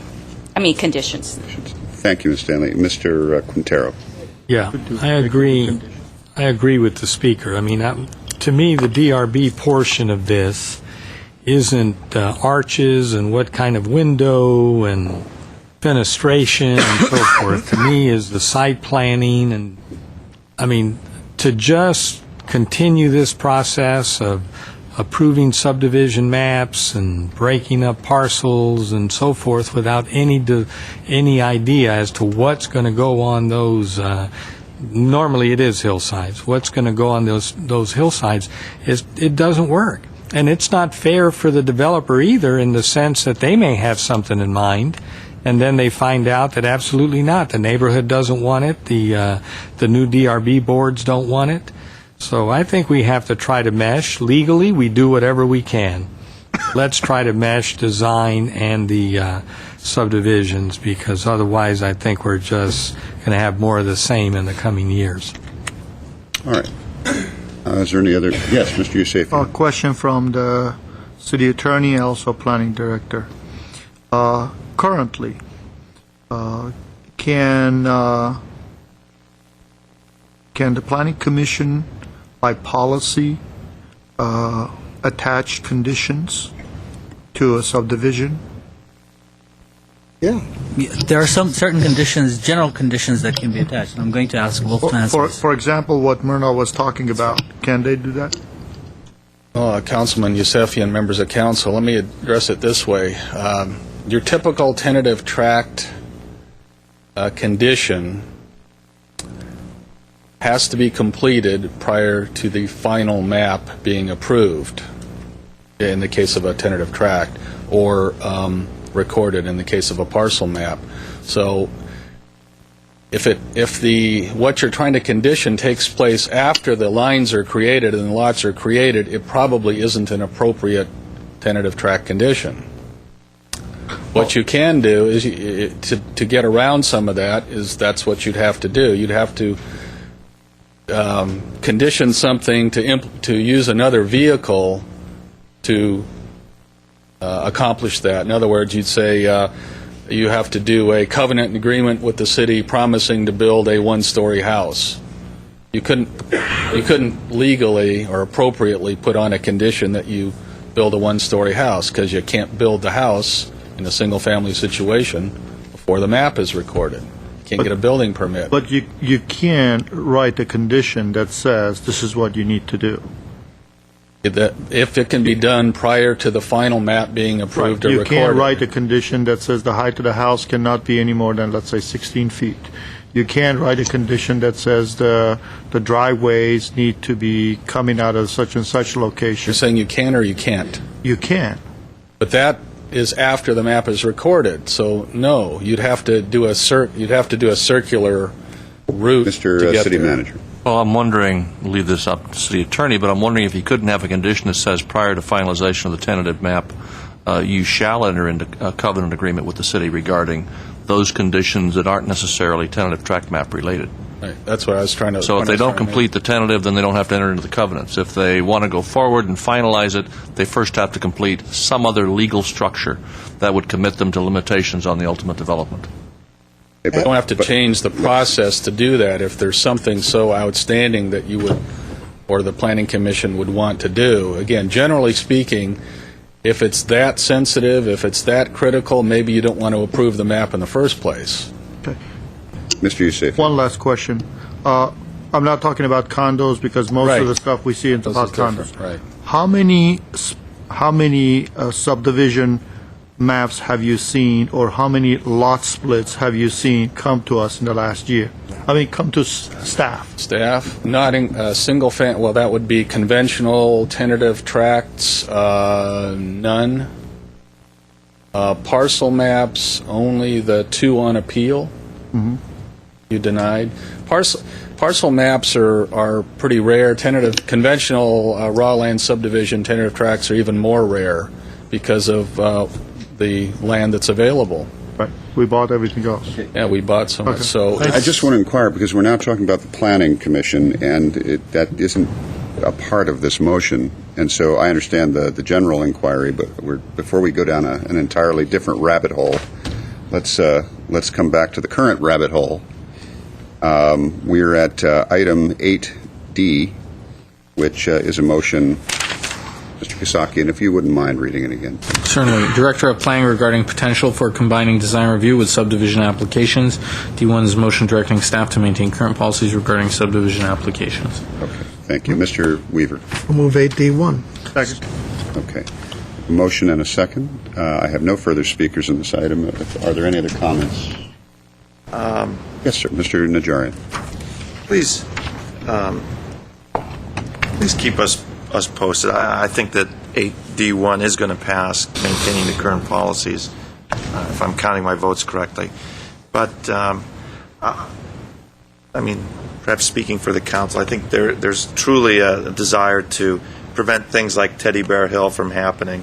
So if there's any case law or any sort of ability that we can start to incorporate some of our concerns into this process, please let us know, and maybe we can request that it be put on another agenda, a future agenda. Mr. City Attorney. Just briefly, Mr. Mayor, members of the council, I think if you allow us to, the next time one of these matters comes before the Planning Commission, I think if you allow Mr. Garcia to discuss with the Planning Commission how far we can go with some of these conditions. We've had a somewhat vigorous debate with the Planning Department over what we believe some of the conditions can be, and there's some disagreement between the lawyers and the non-lawyers about this. And so I think we would like to have the opportunity the next time one of these matters, whether it's a parcel map that goes to the City Planning Commission as the hearing body, or the hearing body in any case, or a tentative tract that goes there for purposes of recommending, that we be given an opportunity to advise the Planning Commission how far they can go with conditions that relate to design type of issues, whether it's restricting it to single story and the like, prior to the need to have a final map recorded. All right, thank you. I'll take the roll.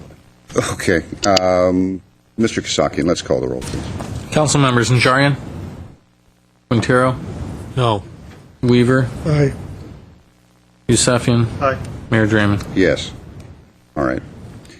Our next item, let's go back to item 8C, please, Mr. Kasakian. 8C is Director of Administrative Services, Finance, regarding second quarter financial update and adjustments to the adopted 2008-2009 budget. At C1 is a resolution of appropriation amending the adopted budget. Okay, thank you, Mr. Kasakian.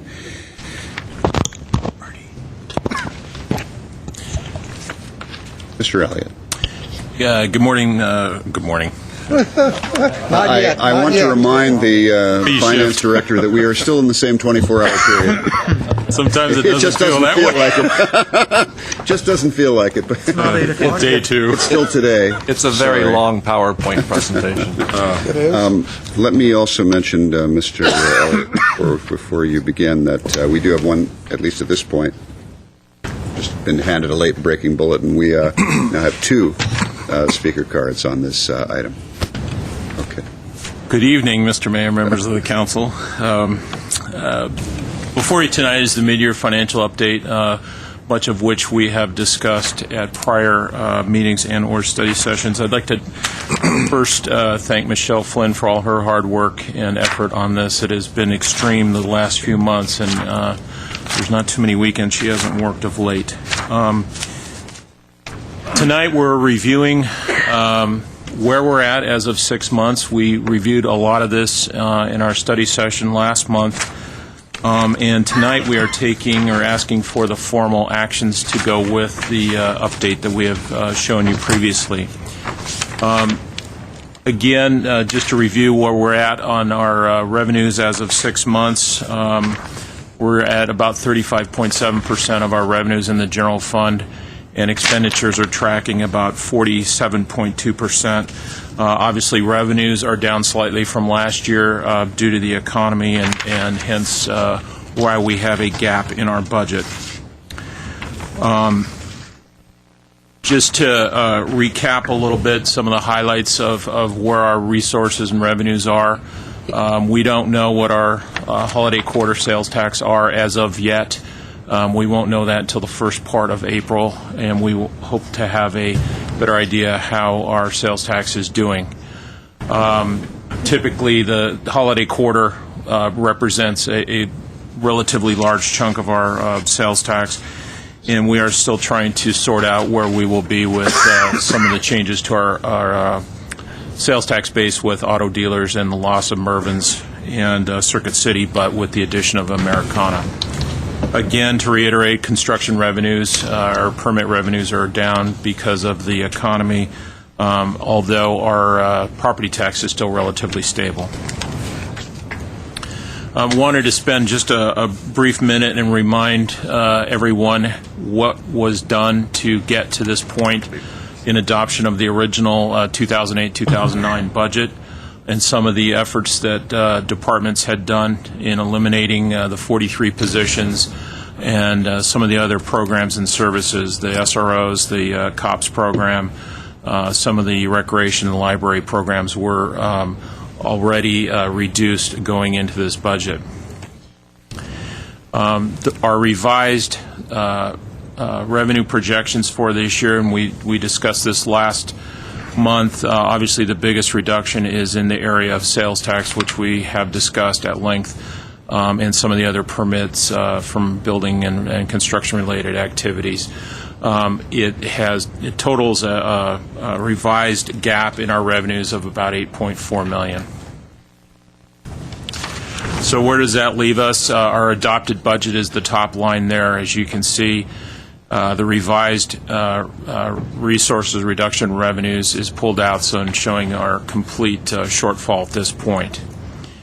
What we reviewed with you at the study session last month was efforts that we suggested in closing that shortfall, of which we have had, just as a reminder, some of our maintenance and operation items, the hard hiring freeze that currently involves freezing about 50 positions.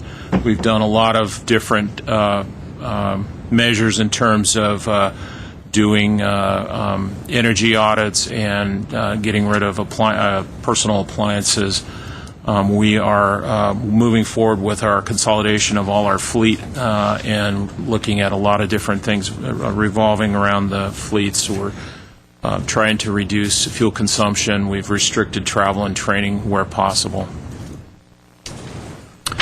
The adjustments that we are recommending for approval tonight for the general fund are in these areas, totaling $8.8 million. We discussed this last month, but to go over it again, the $1.5 million is using accumulated gas tax funds in the CIP, freeing that money up for the general fund. We are looking at increasing waste shed for Shoal Canyon. Our hiring freeze, we're projecting to save approximately $2.4 million through the end of this year. We are eliminating, taking action tonight and eliminating 23 vacant positions. We are recommending suspending transfer to the CIP from the general fund. We are also transferring the staff that manage all our CIPs to the CIP fund so that there is no longer a subsidy by the general fund for that. And then a variety of other maintenance and operations reductions efforts, which we have talked about. Adding all that up with the addition on revenues and adjustments, our projection is a revised year-end budget with a slight surplus of $77,000, given the actions we're asking for tonight. Moving off the general fund, adjustments to some of the other funds and fund categories. In our special revenue funds, we're asking for appropriation for the ERAF takeaway and the redevelopment funds of $2.2 million. Additionally, there are additional pass-throughs that we need to appropriate payments to other agencies of $910,000. Our recent loan of $14 million for the Vassar City Lights projects, we need to appropriate the closing cost or the debt issuance costs, as well as the first debt service payment. The library is asking for $85,000 in appropriation from the library grant fund, and there is miscellaneous adjustments from some of the vacancies. Debt service fund, I already mentioned that. The $764,000 is the first payment for the loan on the Vassar City Lights project. Capital improvement fund, and since most of these items are interrelated, again, the $1.3 million transfer, we're taking action on that. The CIP staff moving to Fund 401, and then the $1.5 million in the gas tax that will be freed up and used, actually funded by the gas tax instead of the CIP fund. The gas tax fund, the flip side of that, appropriation, some of the other miscellaneous cleanup items with the elimination of the vacancies. In summary, we're continuing to follow the economy. It seems to be changing every day. The Dow Jones continues to drop. Other things, it's the vicious circle. You can't pick up a newspaper or turn on the TV without hearing about it. We're trying to monitor that as close as possible. And knowing what the state's going to do, they've recently passed their budget with a combination of tax increases, spending cuts, and borrowing. And we're hoping that does not impact us. We will wait to see on all the complete details as it comes forward. And with that, we're available for any questions you may have, and most of the department heads are here as well to answer any questions about anything on the vacancies and the service level impacts. I think it's important to note the News Press article on this evening's item seemed to reference this as an other revised budget. This is actually, as Bob pointed out, the items you saw before in the strategies that we presented to ensure the general fund remains balanced for this year. This actually takes the various council actions to implement those various components that you saw previously and approved. The only new items here, the little adjustments, the fine nuances in the enterprise funds that are really almost minuscule by comparison, but everything else you have seen before in the earlier budget study sessions that you had. Okay, thank you, Mr. City Manager, and thank you, Mr. Elliott. And we, as I say, we have 2 speaker cards. Let me see if my colleagues have comments or input before we go to the public. Mr. Yusefian. On the issue of the debt service for the $14 million, is that money coming out of the set-aside from the housing? Yes. Okay, so this is not a general fund money, it's just basically coming from That's the in the debt set-aside. service fund. Okay, so I want that clarified. The other thing is, as staff brought these recommendations forward last time, it was just recommendations, and I think you got a nod for that. But nevertheless, at that point, I was not very much comfortable with the Shoal Canyon assessment, which is another $320,000. This was to allow other municipalities to use our canyon. As I have been on the campaign, including one of my colleagues, and I think even John Draymond, our mayor, also was there one time and listened to us. The issue of allowing other municipalities to put their trash in our canyon is not actually a very desirable issue. And so I am fine with everything, with the exception of trying to see if there was a way we could find a way to fill that gap of $320,000. Or do you volunteer? Yes, yes. You volunteer and fill that gap that Mr. I volunteer that Yusefian Mr. Elliott writes you a check. Mr. Yusefian, we have yet to bring you the actual item for opening Shoal Canyon. That would need to come to you. This actually is adjusting the current budget that would anticipate the regaining of those resources. If indeed that item when we bring it to you isn't approved, we'll need to then go back and find a way to make up the difference in the budget. So at this point, you're not committing yourself to it, you're not approving it, but it is implementing what we had, Mr. Yusefian mentioned the nods, the consensus on council for this item, which is then sent Mr. Zernoff to begin to prepare the item to come back to you for a formal action, either to approve it or to not approve, and if not approved, then we will need to go back and reverse this action and or find a means of replacing the lost revenues. So this is not actually approving the measure, but it is recognizing the possibility of that in the budget. Mr. Yusefian. And that's my exact point. I think this is an opportunity for majority council to make a decision. So this way, Mr. Zern will know whether or not to go and create a contract to allow somebody else to use our facility, or for Mr. Elliott to take out his checkbook and start writing. So one or the other. Okay. Just kidding. Mr. City Manager. Well, I guess my encouragement would be that you allow Steve to proceed so you can see what's happening at the landfill relative to the current waste stream and the implications of opening up Shoal to other than the current what's called the waste shed agencies and our expectations of how many agencies and to what extent Shoal might be used. This proposal, as we noted during the budget study session, wouldn't take us past the current limits that are currently in place for Shoal Canyon.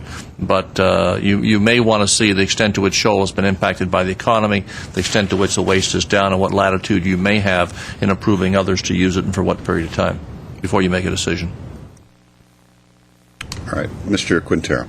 Well, translated another way, Mr. Starbird said that waste is down. With the downturn in the economy, there's less construction and so forth, so that's why we're even thinking about it.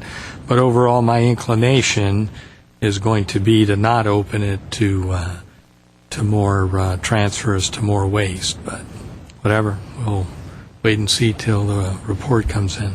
Mr. Weaver. I was going to say I want to report. I don't like to make a decision in the blind. Okay. Mr. Najarian, anything on that point? Not the point of being on the blind, but the issue of the landfill. The waste shed, I would like to hear, and it is a resource that we would be otherwise using in future years, the capacity. So we're selling our capacity.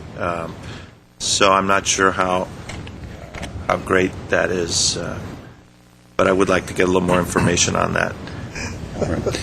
For myself, I think Councilmember Yusefian made an accurate depiction. I think there is to the extent that, at least my opinion is, to the extent that the public is discussing this at all, there is concern that we may be losing our future capacity here in some way. So, in any case, I still have an open mind on it, but I would like to see a report so that we know what we're talking about. So we have an idea of what we're talking about.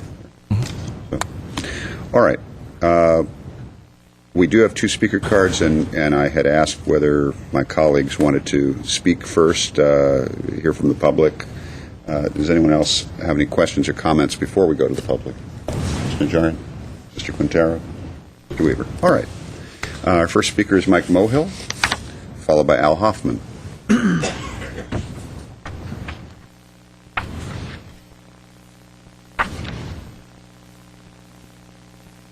Getting ready, Mr. Okay. All right. Here we are again, Mr. Mayor, the budget, my favorite subject Mr. matter. Mohill, before you get all revved up, could you state your name for the Sure, record? Mike Mohill, resident Glendale, many years. Well, I don't have to say headline news anymore because finally the Glendale City Council is discussing the budget publicly. And basically, that is the solution to the problem of the budget and the negotiations with the unions. Let's not make those negotiations behind closed doors, gentlemen, but let the public know how we negotiate with the unions and their contracts. You asked the question about the landfill, about $325,000 gap. Mr. Yusefian said, I don't want it. Another councilman said the same thing. Thank God you're reading my mail. But I know where we can find $325,000 tonight. Guess where? Salary increases. We have the $100,000 club of many managers, firemen. We also have the $200,000 club of managers. When does it stop? You know, I live on Social Security, $1,200 a month, and my savings. I'm retired, and I'm sure there are many people in this audience who wear my same boots. And when we see salaries that are sky high, 80% of the budget, it's horrible. Now, let's talk about this thing called moving the deck chairs around the Titanic. The general fund, the capital improvement fund, it doesn't matter. It's all our money. What is the total obligation of our debt? Is it $8.5 million this quarter? Or will it be $88 million? Every time you read the newspaper, it gets gloomier and gloomier. Sales tax are down. Property tax are down. Why don't we get ahead of the ball instead of being behind the 8 ball when it comes to planning this budget? You know, read the headlines. Why must we be behind? And again, let's talk about open transparency when it comes to salary negotiations with our city manager, our city attorney. We get reports all the time that are erroneous, and then you go ahead and give these people raises. I don't know about you, but in the private sector, if you have erroneous reports, you get fired. But in this city, you get promoted. Thank you. Thank you, Mr. Mohill. Al Hoffman, followed by Herbert Milano. Good evening again, Mayor Draymond, councilman, and staff. Al Hoffman, resident of Glendale. At the budget review session last month, the subject of the 4-day, 40-hour work week was brought up. And I believe I sent you all an email after that meeting proposing that I was in favor of that it had a lot of benefits. I know, Mayor Draymond, you believe that was an impact to the public. I believe actually a longer workday, Monday through Thursday, is more benefit to the public than being open on Friday. I remember when I was working and adding on to my house, I had to keep running down here, taking off time from work to go to the planning division and take care of all that. If it was open till 5 or 6 o'clock, that would have been a real benefit for me. So I'm not sure that's a good argument. But as I said in that email, Fridays are typically, in my experience in all the years I worked, are not the greatest productive day of the week. People go out to lunch, they go do this, they go do that. You don't get a whole lot done on Fridays. It's always, thank God it's Friday. And that really happens. And you just, the secretaries bring in cake, and oh my God, the day kind of vanishes and you don't get much done. But one of the things that I think we could immediately benefit by this, for this particular budget situation we're in, we could make it a 4:36 work week, reduce it to 9 hours. Now you've got a 10% savings across the board of all of the people that are on staff. The salary, everybody gets a 10% cut. They're working just that time of the week. So anyhow, I think it would be something that we should look into, and I think would really work. So we should look. Pardon me, didn't turn it off today. So I think it should be looked at. I think it would be fair to do that, and the public needs to take a little bit of the brunt too in this. I think they say, well, the city has to take the brunt. Well, public has to also take a little brunt and be some reduced services. So anyhow, thank you. Okay, thank you. Thank you, Mr. Hoffman. Herbert Milano?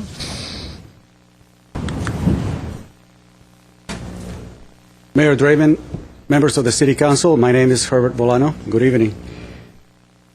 As you know, for several years now, I've been one of the few residents who've come before you to be present during the budget study sessions, and I've done that for many years.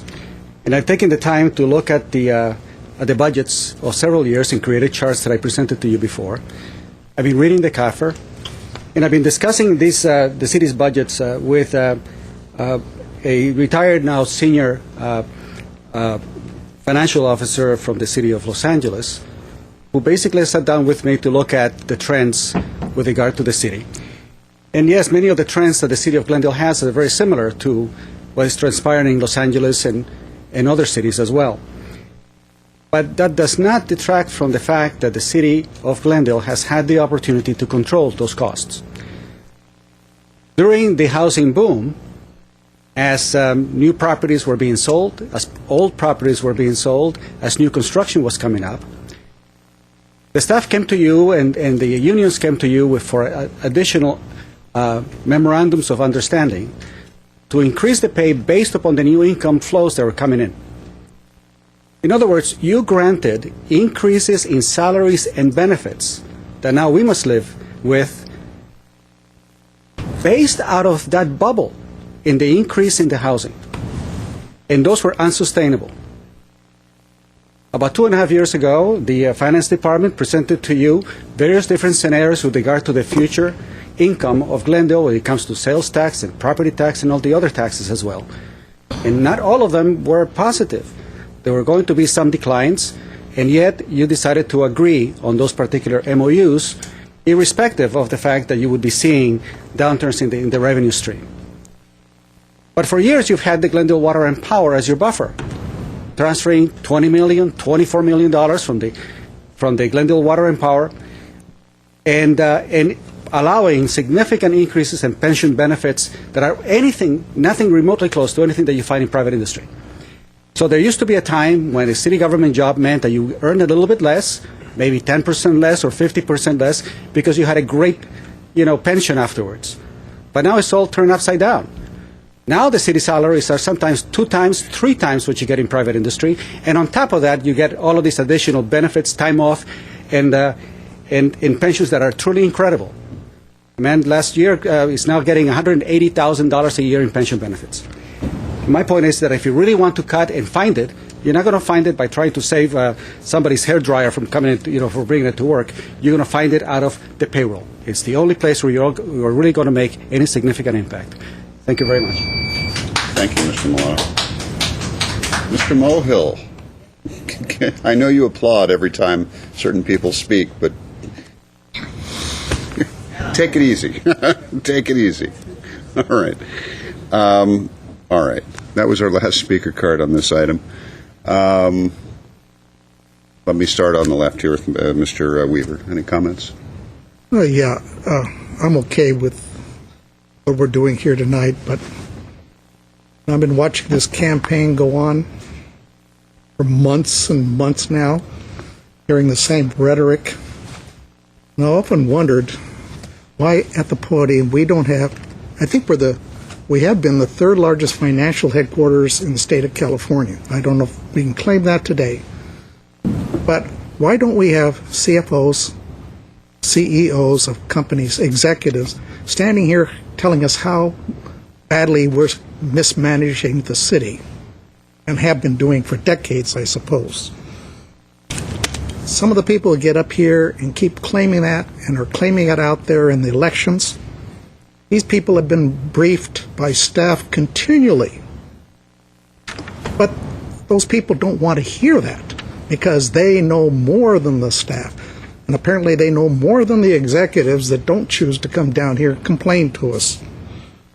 The lack of understanding how a budget goes together, the lack of understanding how we negotiate salaries, which is done in the closed session before we report out for legitimate reasons. We don't base salaries or anything on revenue projections.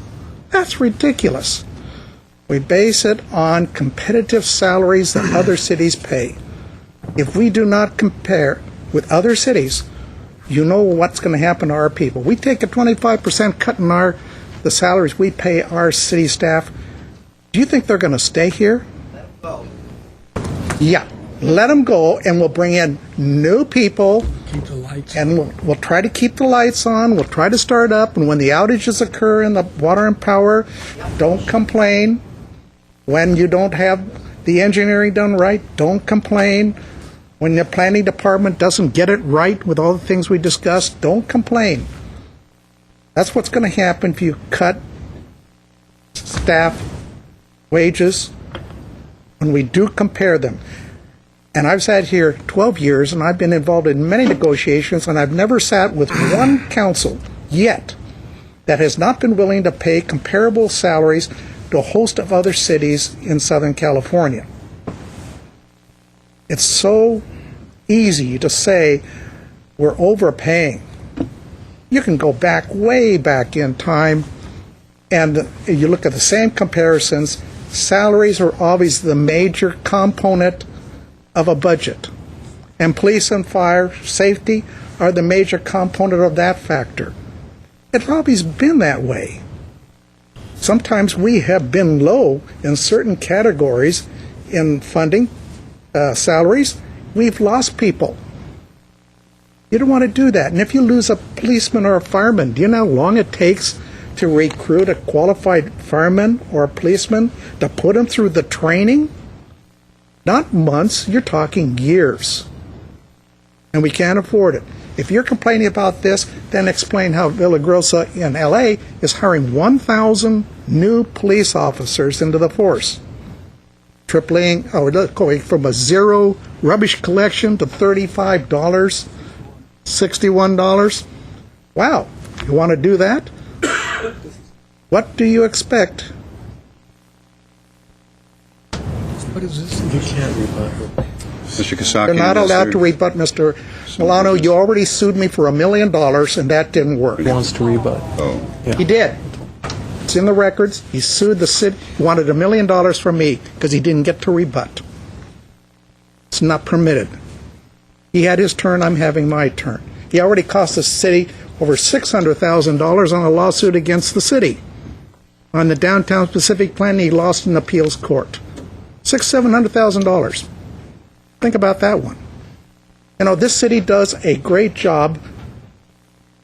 Okay, I'm going to Are we ask. having a city council meeting or what? I'm going to ask the speaker to try to dig into his seat and let Mr. Weaver have his. I'm concluding. Comment. Every council I've been on has tried to do the best by the employees and the public that they serve. And I again urge you, if you do not believe that, then vote us out of office. And two of us are not up for re-election, but you can do a recall movement and take us all out. All these arguments out there are nothing. They don't mean a thing. Yes, go ahead and applaud. Start the recall. But I'm very tired of hearing this continual barrage, and I'm going to hear it for another month, as these people that do not do their homework, do not want to talk about what is reality out there, continue to mouth off, and they'll do it right through the election. But the vast majority of the people out there listening, 98, 99% of them, won't believe this either. And they will vote for the people that will do the job to keep this city the way it's been for 102 years. So I approve of what you've done, and I hope it'll fly through. Okay. Thank you, Mr. Weaver. Mr. Quintero. Okay. Back to the budget. The staff has done a good job, all of the departments really done a good job of putting together all of the different cuts. As were mentioned, everything from eliminating positions to, I'm not going to reiterate everything that we've heard. And this is really tonight the culmination of hearings and budget sessions that we've had for months and months and months. And we're going to start doing it all over again the next fiscal year. There's obviously a downturn in the economy, so there's going to be less revenues, and we're going to have to continue to tighten the ship. But, as I said during the budget sessions, believe me, the sun is going to rise tomorrow. In spite of everything that you hear, the sun's going to rise tomorrow, and then in the evening there's going to be lights, and police are going to patrol, and the firefighters will be ready, and the city will continue. This is a very complex and sophisticated city that we live in. We don't have, we're the third largest city in Los Angeles County, and we don't have the luxury of just cutting across the board and doing some of the simplistic things that some of the speakers talk about. Whether they're engineers, whether they're utility workers, whether they're trained paramedics that go into people's homes to save their lives, these are very difficult jobs. And we need to maintain the best type of employee that we can. So I think we're doing a good job with the cuts we're doing. In terms of salary increases in the coming years, I seriously doubt we'll be seeing much of that unless the economy picks up and picks up fairly soon. But I think we're going to work our way through this without all the hysterics. Well, there'll be plenty of hysterics, but we're going to work our way through this, these difficult times.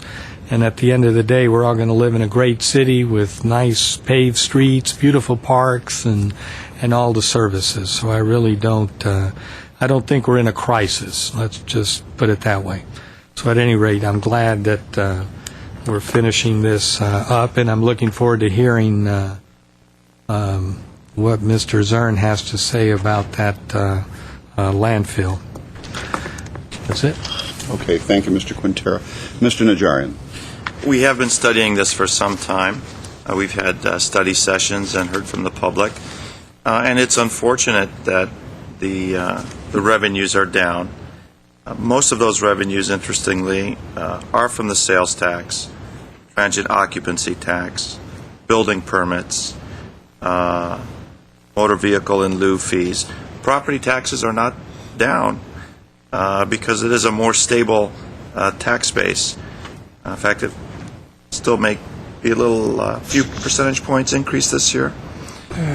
So what we've done is we've sat down and all the department heads have scoured their budgets, and we're presented with a workable solution to balance our budget.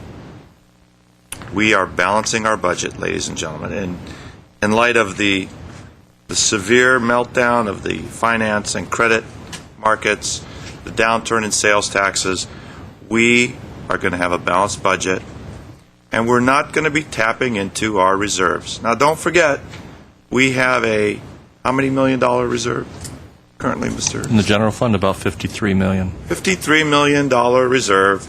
We're not touching the reserve. That's our rainy day fund, and we're not even. I mean, someone would say, "Well, this is the time to tap into it." This is a financial recession that maybe hasn't been seen since 1929, 1930s.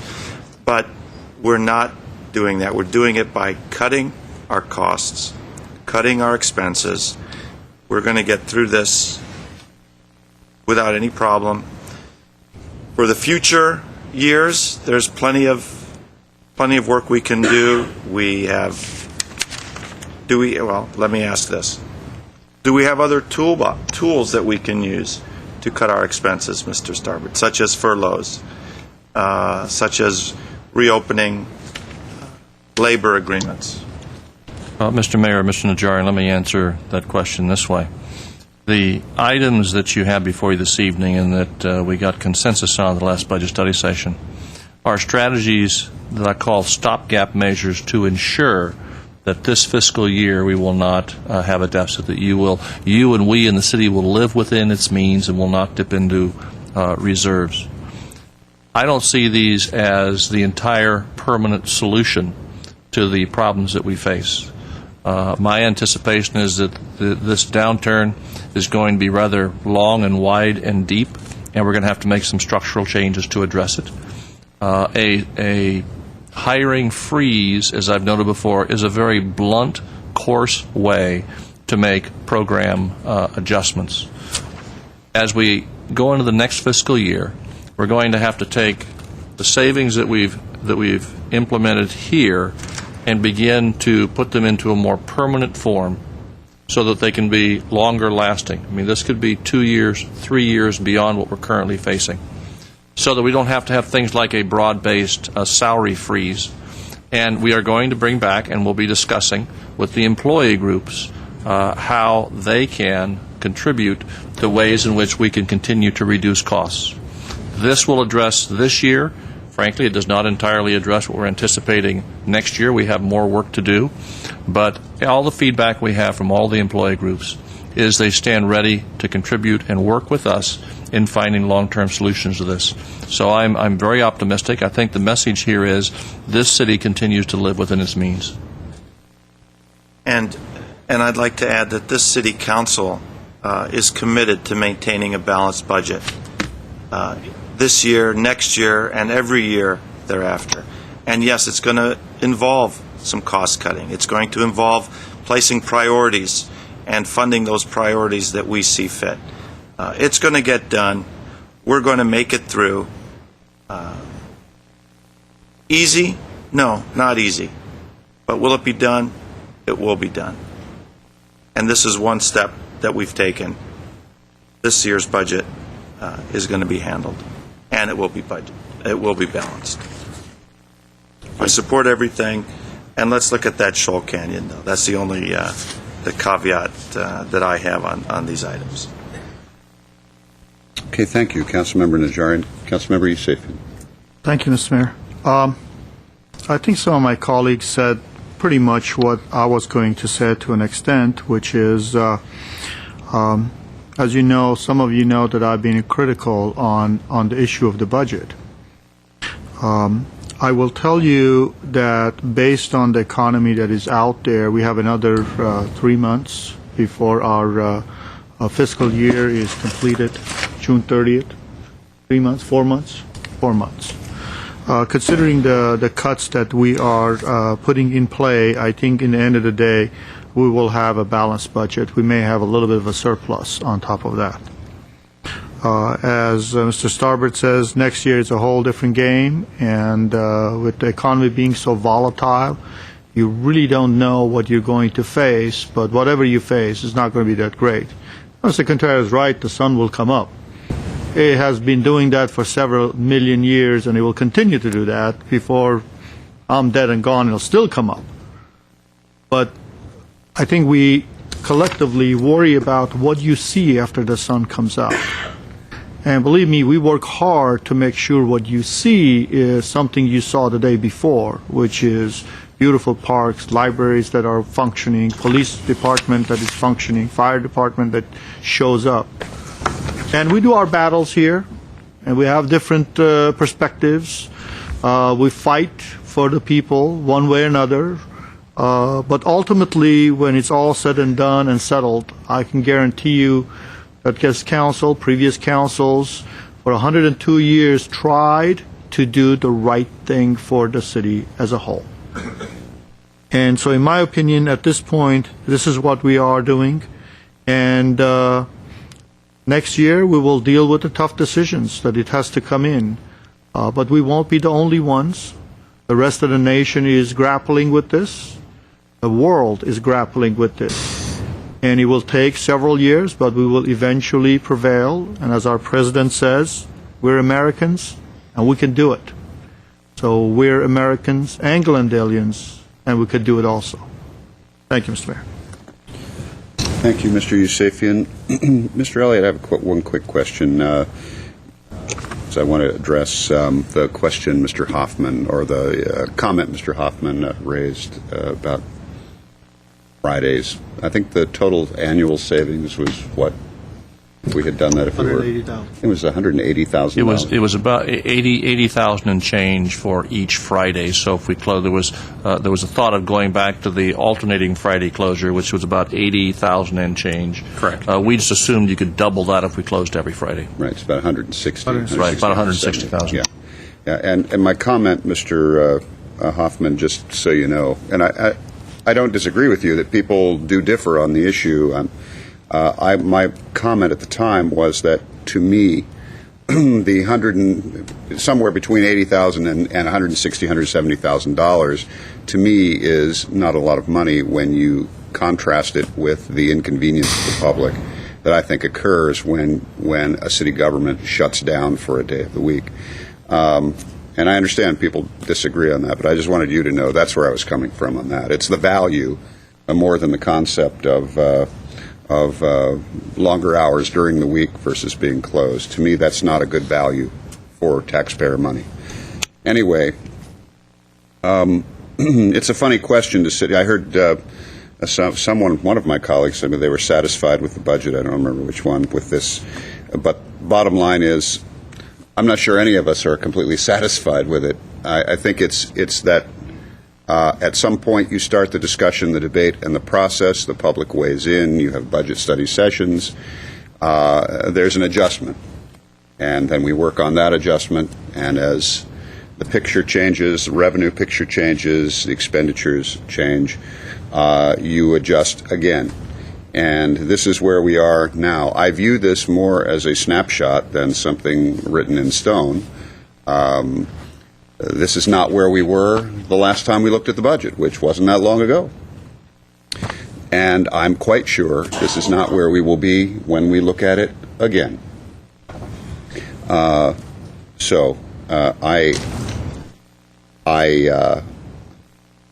know that we are going to have some serious discussions when it comes to salaries and so on when that time comes, and contracts when that time comes. I want to address one last comment, though, to some of you who have been here somewhat, perhaps not everyone has been here as often as Mr. Milano, but aside from Mr. Milano, some of you have been here regularly talking about all of this. At least for this council member, and I would suggest that is probably the case with all of my colleagues. Your words and comments have not gone unnoticed. The message has not gone unnoticed. We hear you. We factor your comments into our discussions with other residents of the city, and our thoughts as we look at these issues. They factor into some of our debate here on the dais. I think certainly the idea of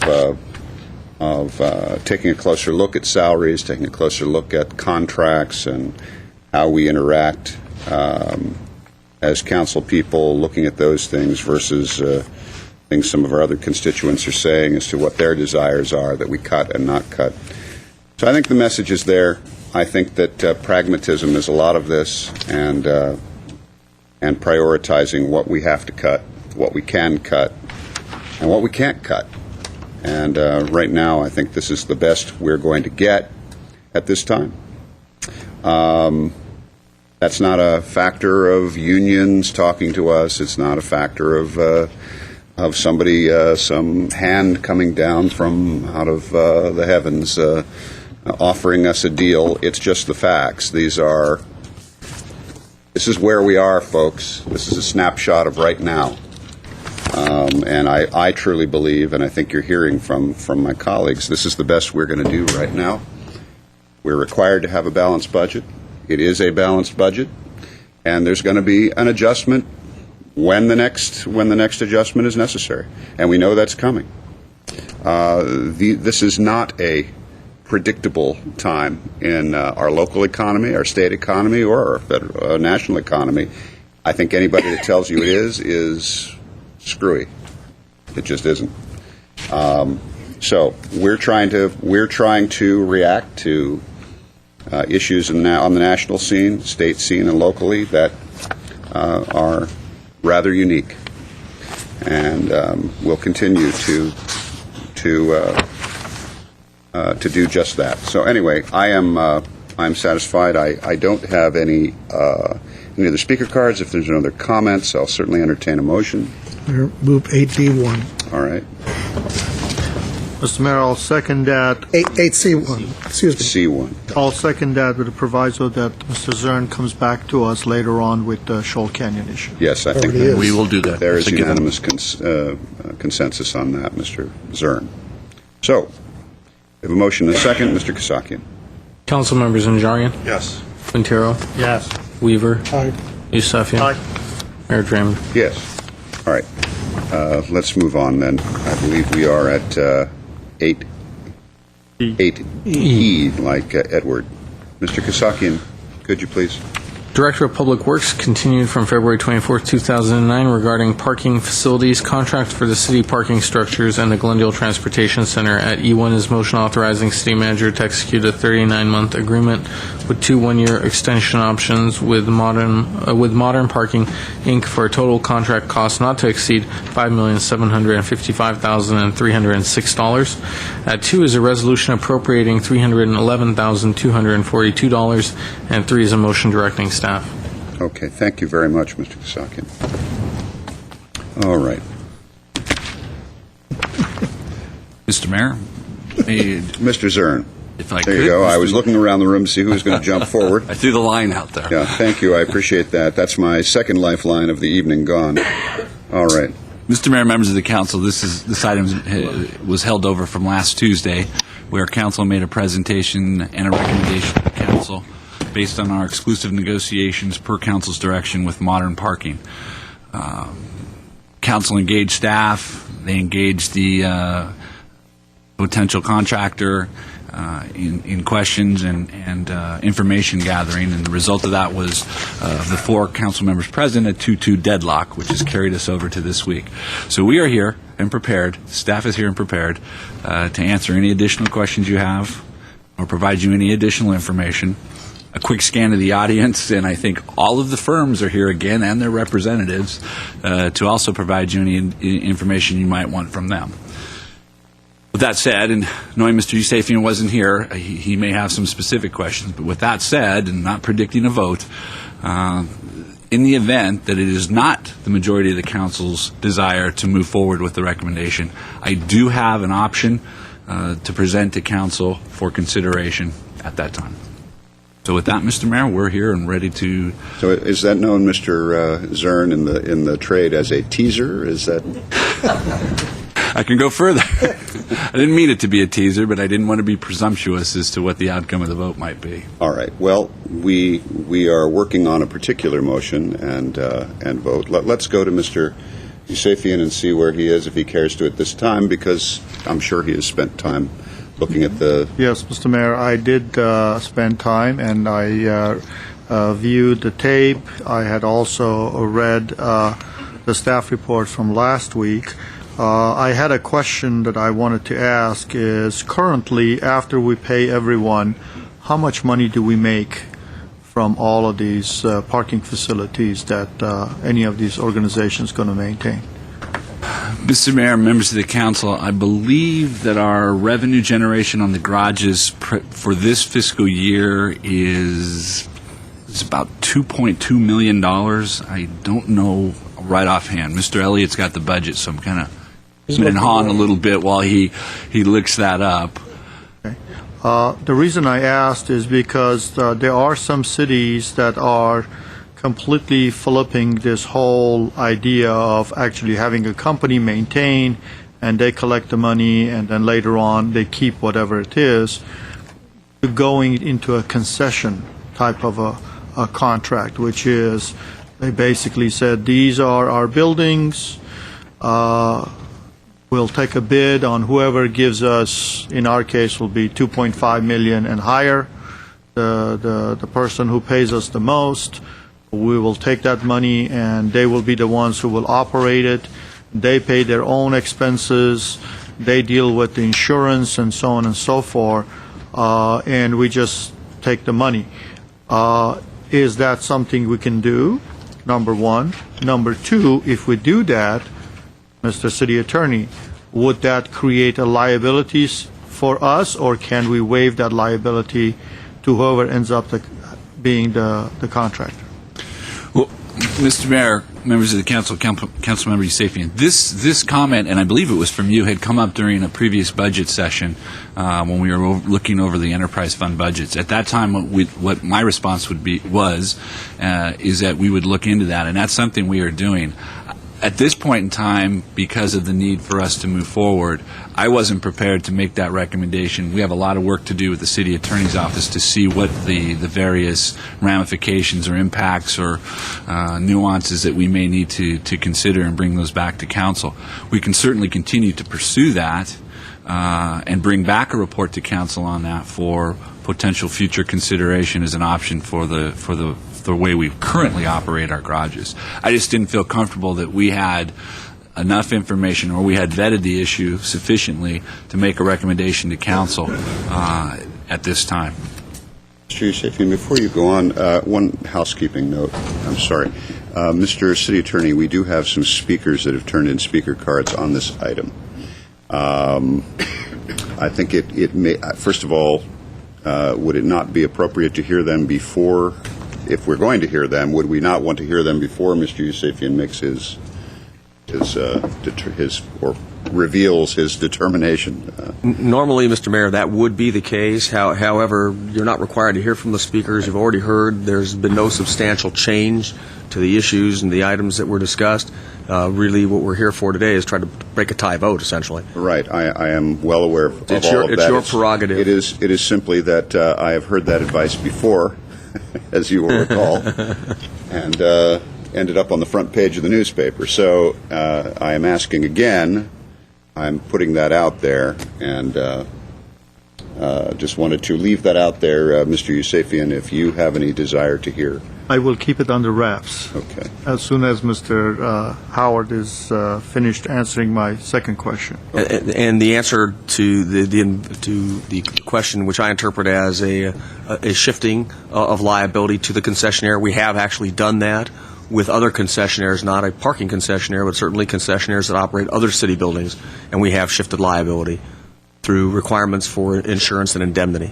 And we can certainly make sure we would look at that as part of the analysis of whether or not a concessionaire is appropriate in these kinds of circumstances.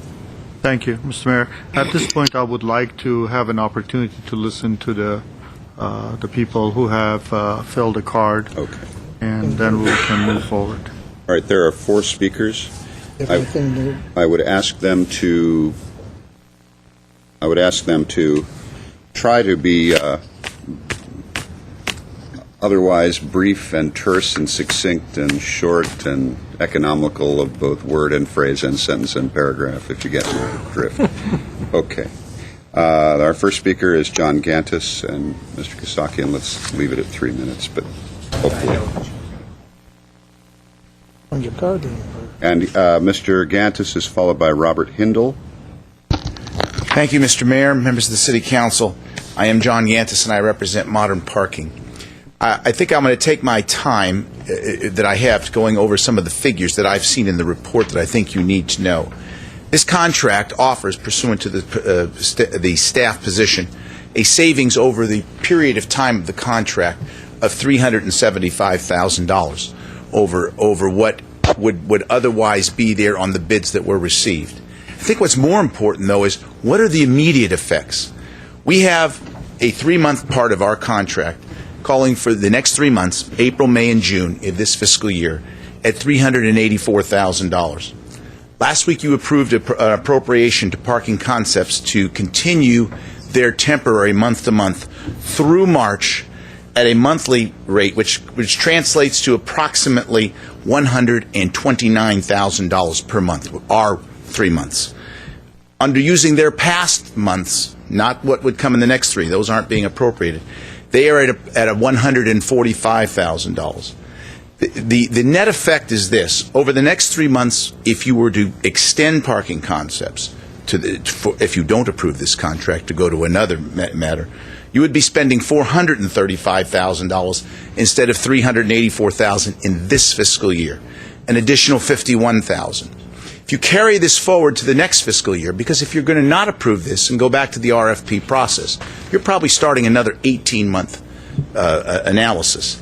That is an approximate of $13,000 difference, $145,000 paid on using that same number that PCI had the last 5 months, and our number of approximately $132,000, which is an overall additional expense for next fiscal year of $156,000, which is a $207,000 impact on the budget that we've just heard is in crisis at best. What do we offer?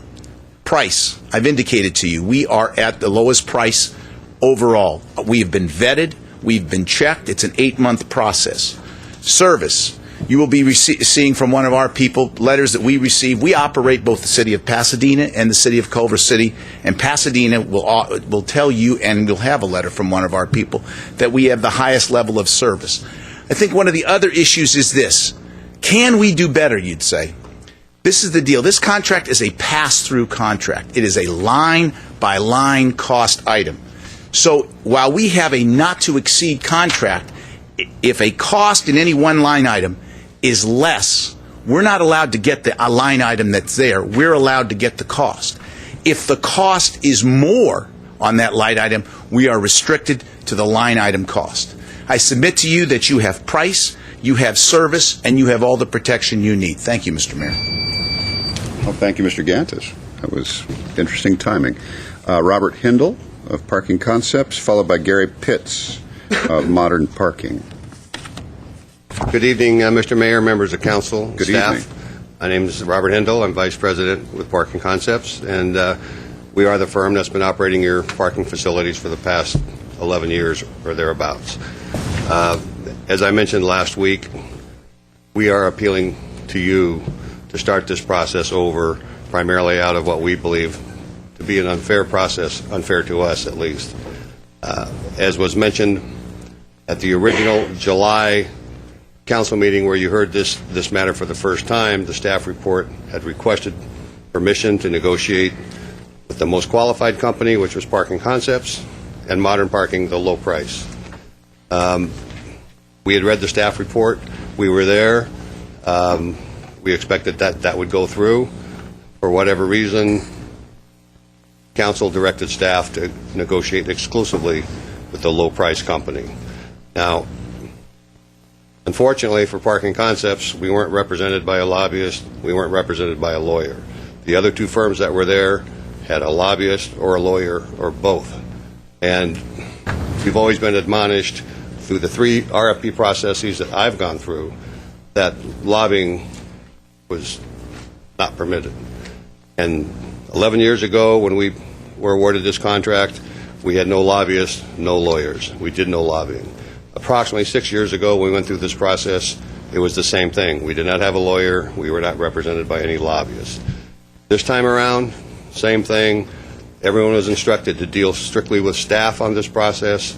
We honored that. We abided by that.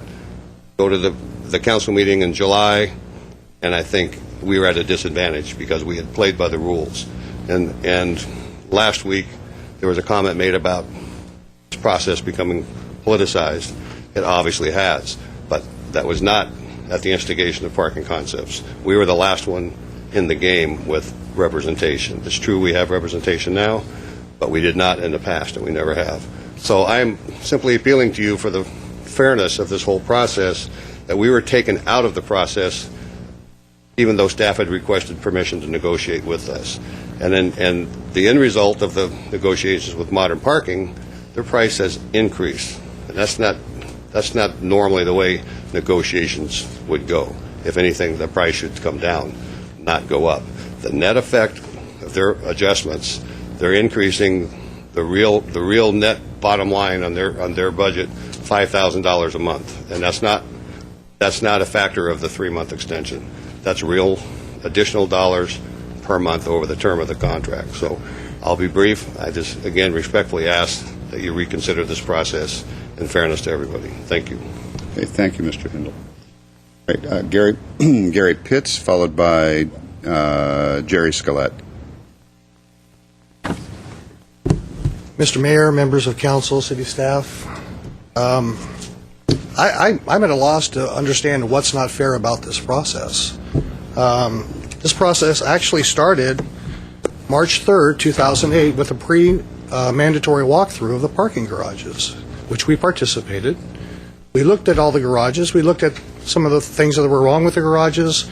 We looked at the risk in the garages. We went to our insurance vendor, had them look at the garages to understand what complications and liabilities existed. We negotiated with our insurance company for the best price for the city of Glendale, and we responded to the RFP with our proposal. At the time that we were negotiating with city staff, we had the opportunity to increase our rates, increase our price. We chose not to do that. We chose to keep the savings within the city. Now, Mr. Hindle is indicating that we increased our price. We did not increase our price. I want to pass out a letter from the city of Pasadena. I know Councilman Najarian last time had some concerns about our ability to perform quality service, which is our standard logo.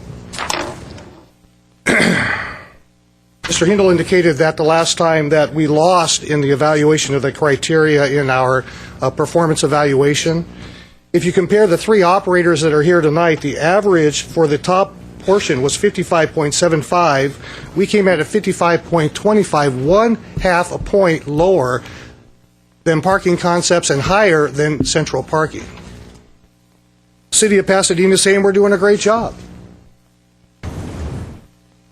When you look at the overall evaluation, Mr. Hindle is indicating that we lost in customer service, but we made up in expenses. But when you actually look at the total, we came out ahead by 5 percentage points over all of our competitors.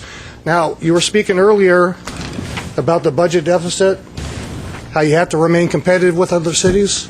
We understand that we have to remain competitive with our competitors as well. And I'm here to request again, as I did the last time, that you approve our motion for managing the parking facilities within the city of Glendale. We have the ability to provide superior customer service. We have the ability to enhance the current conditions that exist. And as city staff has indicated, we have the opportunity and the ability to meet our financial obligations as we put them on paper and as we submitted them to the city of Glendale. Thank you for your time. Okay, thank you, Mr. Pitts. Jerry Scalette. And I apologize if I didn't get that right. Sorry. Jerry Scalette, Central Parking System. Thank you very much. You got it correctly. I'll be very brief. It comes down again to the math. And if you take a look at what the process has happened here, the proposal in front of you today is basically for $5.7 million over 39 months. And what's happened here is that is significantly more than what the modern parking bid was on a monthly basis. As a matter of fact, if you take a look at the numbers specifically from the report, that's $147,000 a month, basically, that the city has negotiated a contract with.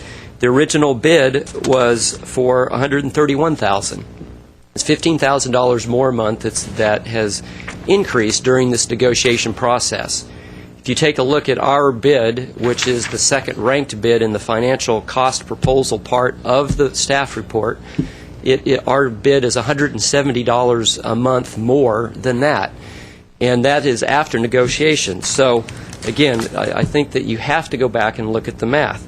Just one other point. If you go back and take a look at the staff report on page 4, there's 2 items here that are very interesting.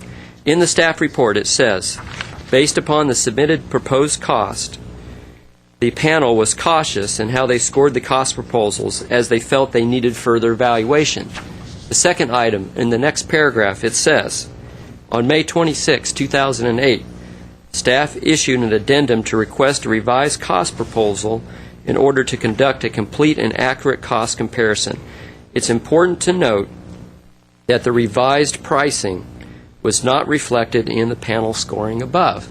It was never gone. They never went back and reviewed it.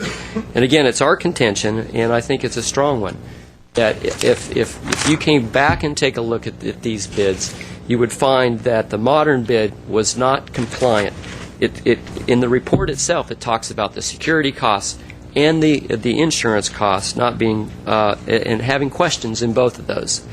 Central parking system was ranked second on this report, on the cost basis of this report. We're asking tonight that you reject the motion for modern parking. We're also asking that you direct staff to negotiate a contract based on that being second in the cost proposal with central parking. Thank you. Thank you, Mr. Scalette. Mr. Zern, did you?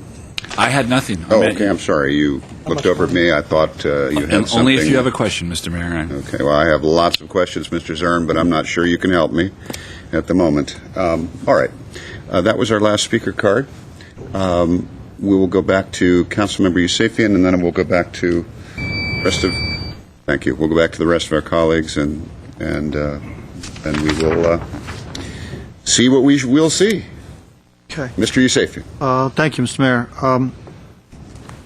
I just want to let you know where I come from. Last week, there were a lot of accusations that was flying back and forth. Did somebody got fired? Did somebody's contract ran out? And all of that. Just want to let you know that none of those has had any bearings on my decision.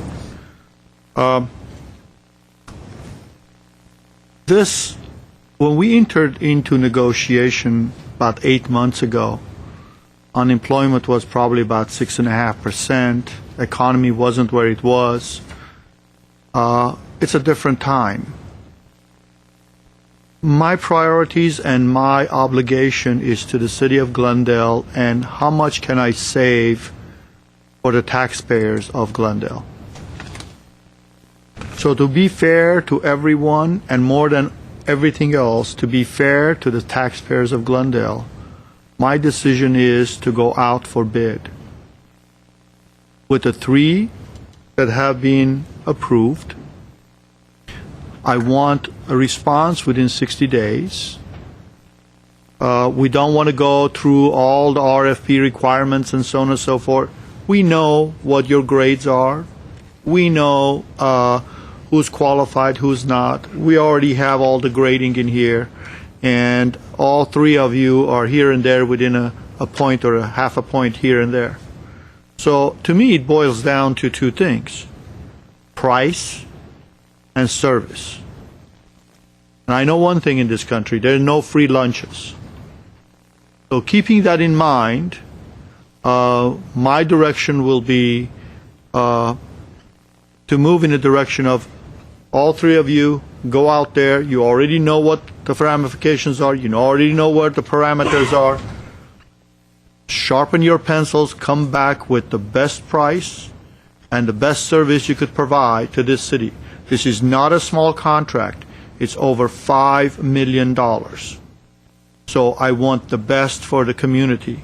So that's where I'm going to go, Mr. Mayor. And I just want to say I was kind of disappointed. I understand that this is, everybody competes. We do the same thing as a general contractor, but I generally don't knock somebody else's work. I basically will go there and say, listen, my work is very good, very superior. Here's the name of 5 of my customers. Go call them. And if you don't like my style, you're more than welcome to pick the other one. And so that's where I come from. Okay, thank you, Mr. Yusefian. Mr. Weaver, are you indicating you would like to speak? Well, no, I'm like Mr. Yusefian. I told you before, I just didn't feel comfortable, and I haven't changed my mind. I will tell you there was an attempt to lobby me. People did come to my house one evening. My family answered the door, told me who it was. I refused to meet with them. So there was an attempt to lobby me. I don't know about my colleagues, but an effort sure was made. That kind of taints my view of the process so far. So I think we ought to let the three compete. Again, they all know the parameters and everything now. I don't know what Mr. Zern's alternative is if there's 3 votes to go that way, but I'll go along with Mr. Yusefian. Well, I, for one, at some point, Mr. Zern, would love to hear your another version. Your secret plan, whatever it is, because I think we're all wondering. I mean, we're going to go down the road here, and we're all going to give our little recap of, I think, pretty much what we've said before, probably. But anyway, Mr. Zern, would you care to divulge? No, not at all. Mr. Mayor, members of the council, it's very similar. What in this, I should preface this by saying I've discussed this with the city attorney's office to make sure that we're on good ground there. But the process has been going on for a year, and there's been a lot of work put into it on both sides. And a lot of vetting and a lot of checking on references and so forth. So if it was not the council's desire to go with the recommendation with Modern, I would look at this process as essentially a review where we shortlist it to the top 3. We've ranked them through a panel, and we have a number 1, 2, and 3. They're the ones that have been here for several weeks. That we just go back now with those 1, 2, and 3. We don't ask them for all of their references and those type of things again. We just issue a second RFP that focuses on cost and operational strategy, keeping in mind that so everybody's aware, we aren't changing. I would not recommend that we change the scope of work, that we give up any quality of service, that we demand all of the same quality that we demanded before, and that we simply give them an opportunity. You've heard at least the 2 firms that are on the backside of this saying that they didn't think it was fair, that they didn't get a chance to put a second cost proposal in. This is that opportunity. The only thing different, I would give them 30 days. Time is money kind of thing in this situation. They've been at this, they know it, and I think they can do this in 30 days, get it back to us, let us vet that out then and come back to you with the results of that. That was it, Mr. Mayor. Okay, very good. Mr. Quintero. Well, I know which way we're headed, but all I can say is this has been an unusual process in the sense that we had a RFP. Someone comes in at a lower price, and then somehow that bid is discarded, and now we're going to talk to the top 3 again. I'm not persuaded by any of the arguments at the podium tonight or last week. However, we'll go ahead and work with the top 3 and see what develops. But you know what? We should start doing this with all our contracts if we're headed down this road, because in the past we always go with pretty much the lowest bid, and that's that. So, let's just go ahead and do this with other RFPs that we issue. That would be my idea. All right, Mr. Najarian. Here's my problem. Every one of these 3 parking companies have seen their competitors' playbook. I mean, they know that Modern Parking, the bulk of their cost savings are with a $64,000 insurance bid. Now, don't tell me that Parking Concepts isn't going to be scouring the insurance world to find where that bid came from. Same with Central Parking, and they're going to look at the management fee. Modern Parking was several $1,000s lower on the management fee. They're going to say, that's where we overbid this project. We've got to go and do that. So, I mean, in reality, how is this doable? Once everyone's, cards have been placed on the table, now you're asking them to, reconfigure their hand. How can this be done? I don't know whom you're asking the question from, but I'd love to respond to your question. I mean, just because that would have been my question. It's just that let's unring the bell now that everybody has gone through a bidding process. This is what I was saying last week, basically. As after we've gone through the bidding process and everybody's strategy is out on the table, now I say, okay, now that everybody knows how the winning bid arrived at being a winning bid, now let's go back and rebid it. And with all due respect, Mr. Zernan, I understand what you're trying to do, and I appreciate that, or what your suggestion is, and it's basically to move the process along and sort of find a middle ground on this. But I have to agree with Mr. Quintero on his comment that I've never seen a bidding process like this.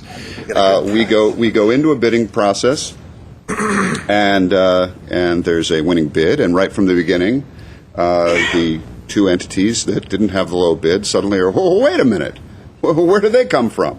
And how did they do this? And then the lobbying process starts, Mr. Weaver. And I guess maybe I was the only one that wasn't lobbied. I didn't hear from anybody. Oh, well. In any case, the lobbying process started, and suddenly, yeah, that isn't fair. How did they do that? So we send you back and say, well, you better scrutinize this, and then accusations are made from the opposition, saying of the opposing bidders, saying, I think that they just might be a little bit unscrupulous, those people, because after all, their contract ended at a particular place. What's that all about? And, I don't know how they could come up with a security costs or labor costs like that. How'd that happen? And so we go back into the process. You come back to us and you say, well, we looked at it and we're satisfied with them. So the staff comes back and says, we're satisfied with them. But that isn't enough either. Now we're going to say, and regardless of how we all feel about any of this, it all boils down to what Mr. Najarian has said. How do we take these same three people, put them back into the process, say, now that all their cards are on the table, now it's fair. Now that the bidding process is completely compromised, now it's fair. It's just silly to me. And that's what I meant, Mr. Hindle, when I was talking about it becoming political. So anyhow,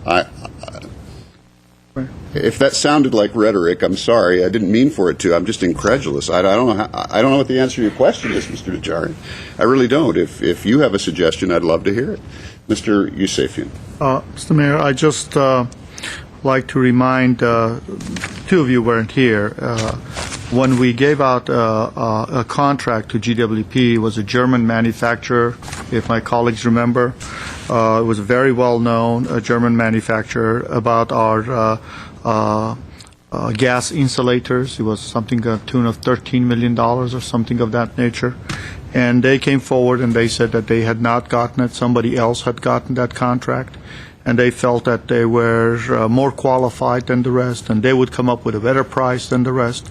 And this council at that point made a decision. Mr. Draymond wasn't here, and neither was Mr. Najarian. They went back with the staff, renegotiated, and when it was all said and done, the original bidder came back with a lower bid, and the German manufacturer, who is well known, I don't want to use his name, throughout the world, was not able to perform. And the other person was able to do what we needed him to do. So ultimately we ended up with that. Nevertheless, we saved large sums of money. And so this is not the first time this has happened. It has happened before. And LA is notorious for doing this all the time on other bids, not just on this type of contracts. I mean, for CIP bids, they do this all the time. But nevertheless, that's where I'm at, and I think it's going to come down to the price. I think they're both going to go and negotiate, So let them negotiate. All right. If there's no other discussion, or is there? I have no other speaker cards. If there's nothing else, Have to do a new roll call? I think we do. We have to do a roll call. You have to do a roll call, and I haven't heard a motion yet. You've got. You have to make a motion again. Well, you've got a motion at 8E1 to authorize the city manager to execute the 39-month contract with Modern Parking. You have the motion at 8E2, which is a resolution of appropriation. And then motion at 8E3 is a motion to direct staff which could be altered to reflect a new type of proposal, whether it's a supplemental proposal process, and how you want to have that crafted. We can certainly work with you on that now. So the issue of 8E3 could be if the previous motions don't carry, for example. Okay. Well, wouldn't it be 1, 3, then 2? Could. We want to appropriate the money until we know we... Yes. But we'll see. Mr. Mayor, if I Yes, could, sir. just a clarification on that. Either way you go, we need to appropriate the money so I can finish out you the do? fiscal year. Yes. Oh, for the fiscal year. Yes. Oh, that's Oh, I right, see. yeah. Well, I move 8E1. To award the contract to Modern Parking. All right. Well, I will, just for the sake of the motion being on the record, I will pass the gavel and I will second the motion. I'm the chair, Mayor. Oh, you're the pro tem. I'm sorry, Mr. Throw him the gavel. Stephanie, it's now March, isn't it? It sure is. I'm sorry. Thank you. Sorry. Any discussion on the motion? Hearing none, may we have a roll call for the motion, please? Council members Najarian, No. Quintero, Yes. Weaver, No. Mayor Draymond, Yes. Mayor Pro Tem Yusefian. No, motion fails. Gavel goes back to the mayor. Thank you. Whoop. Don't break it, Mr. Yusefian. Mr. Mayor, Break it, you buy it, right? That's right. Mr. Mayor, may I get the easy one out of the way? Yes, Mr. Weaver. Move 8E2. Well, Wait. Oh, we have... Clarify, please. Mr. Mayor, members of council, on 82, let me offer some language, and again, I have no ownership of this and no pride of authorship, but I'm hoping it kind of gets you where I'm hearing that at least the majority of you may want to go. The motion at 83 would be that with regard to the reports, et cetera, that modern parking, the three proposers, modern parking, central parking systems, and parking concepts are deemed qualified based on experience and qualifications, that the qualified contractors are directed to provide specific materials, labor, insurance, and other costs and operational strategies within, and you can fill in whether it's 30 or 60 days, for providing parking facilities management services for the city of Glendale. Staff shall evaluate the figures and... Oh, I'm sorry, I missed a portion of it here. I'm trying to read. Let me go back. The qualified contractors are directed to provide specific materials, labor, insurance, and other costs and operational strategies within 30 or 60 days for providing parking facilities management services for the city of Glendale, as more specifically directed by Public Works staff through a supplemental RFP. Staff shall evaluate the figures and provide same to the council with a recommendation. I'll make that recommendation with the 30 days. I'll second that with the 30 days. Okay, we have a motion and a second. Is there any other discussion on this issue? Okay, I hear no other discussion. I don't have any speaker cards, quite obviously. Mr. Kasakian, if you would, please. Council members Najarian, Yes. Quintero, No. Weaver, Aye. Yusefian, Aye. Mayor Draymond. No. All right, so we have a motion that carried. 8E2 now? So now we need 8E2. We have a motion from Mr. Weaver. Same amount? 311, 242, yeah. Second. Okay, so we have a motion and a second. Any discussion? Okay, hearing none. Mr. Kasakian. Council members Najarian, Yes. Quintero, Yes. Weaver, Aye. Yusefian, Aye. Mayor Draymond. Yes. All right. Very good. Thank you all. All right. Mr. Kasakian, our next item, please. We return to oral communication. Discussion is limited. Time is not part of this agenda. Each speaker is allowed 5 minutes. Council may question or respond to the speaker, but there will be no debate or decision. The city manager may refer the matter to the appropriate department for investigation and report. Okay, thank you. Our first speaker is... okay, now I understand. Dwayne Ruth. There was a hyphen with the word Sin Lawn, and I wasn't sure there was a hyphenated name or a business. I have a feeling it stands for synthetic lawn. So, Dwayne Ruth. Oh, here it comes. Followed by Al Hoffman.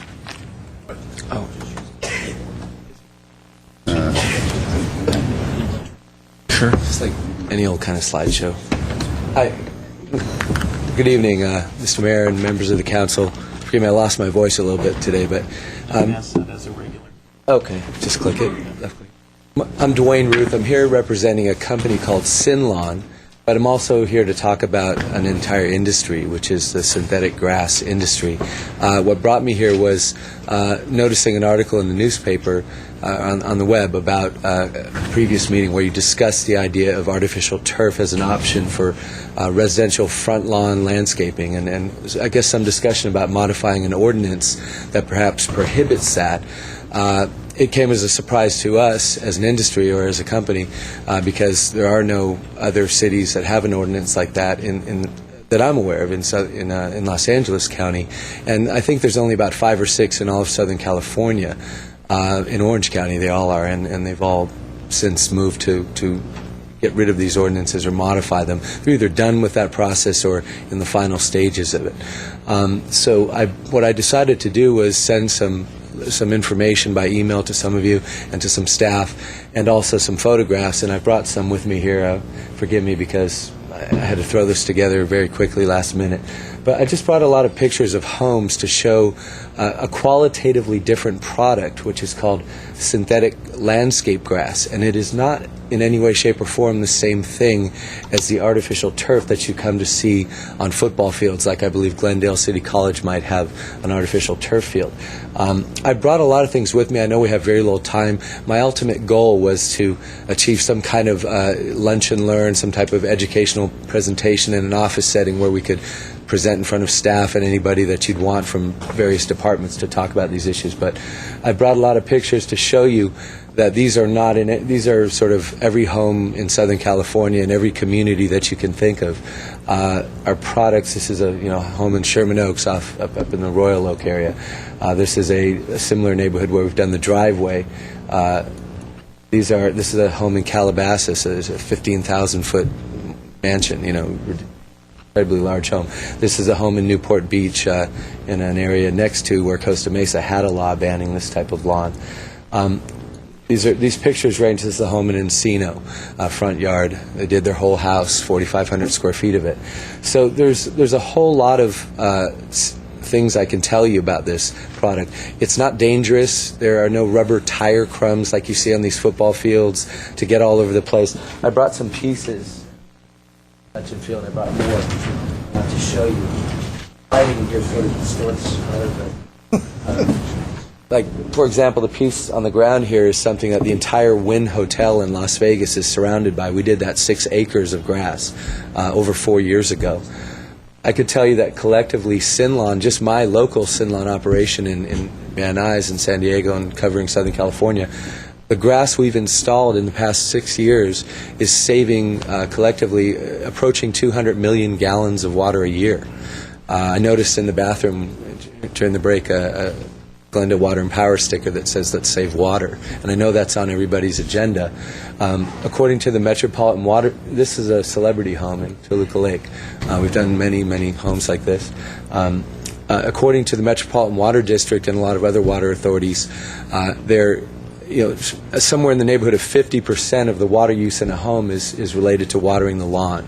And by implementing a product such as this, which is far more attractive to the average homeowner, I would say by magnitudes of order, than say Xeriscape or Rocks or DG or other sorts of drought-tolerant plantings, you can achieve way more than any city mandate has ever asked for in water savings on average in the typical home. Water savings from this type of product, this is in Malibu, this is a project we did. But water savings, this is an apartment complex in Century City. So water savings from things like drought, low flow water heads and low flush toilets. If you combine all those types of products and multiply it times 4, it doesn't save as much water as replacing a lawn like this. We've been doing this for a very long time. The products are literally everywhere you can think of. The LADWP, we did their headquarters just recently, about 4 months ago. We put in 6,500 square feet.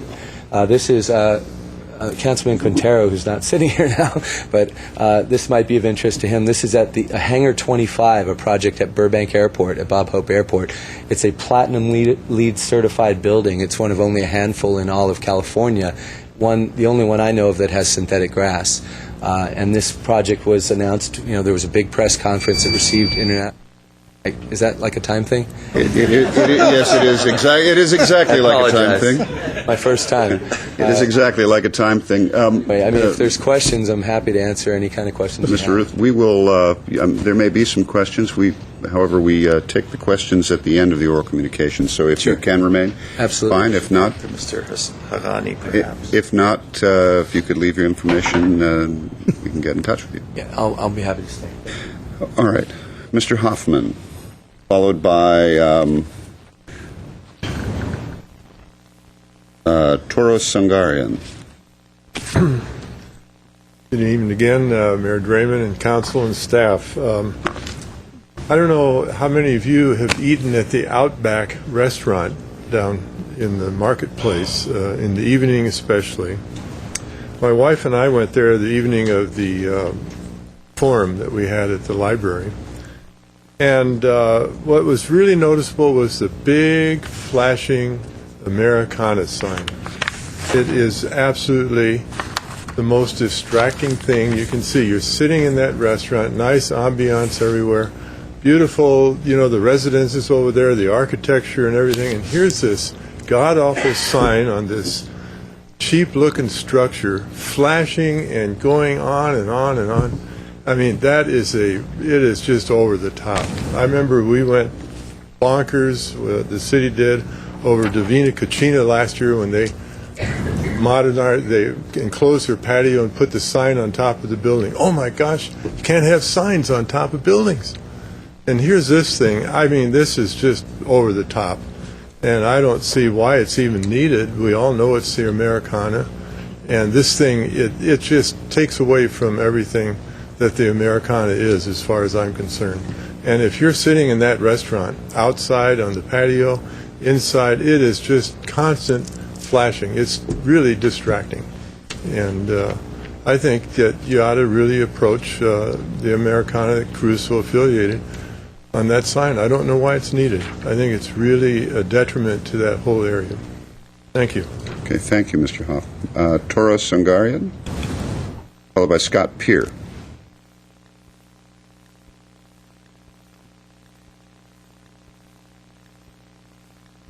Okay, not present. Scott Peer?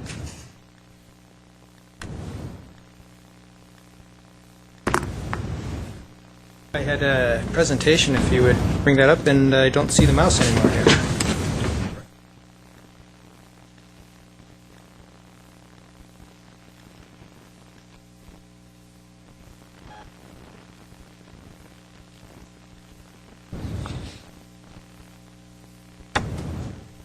Yeah.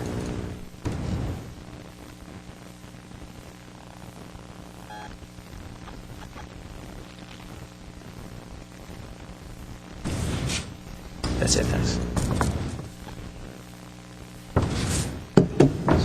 Okay. Yes, please. Good evening, City Council and city employees and residents. My name's Scott Peer, and excuse me. And appreciate you having me here and listening to me.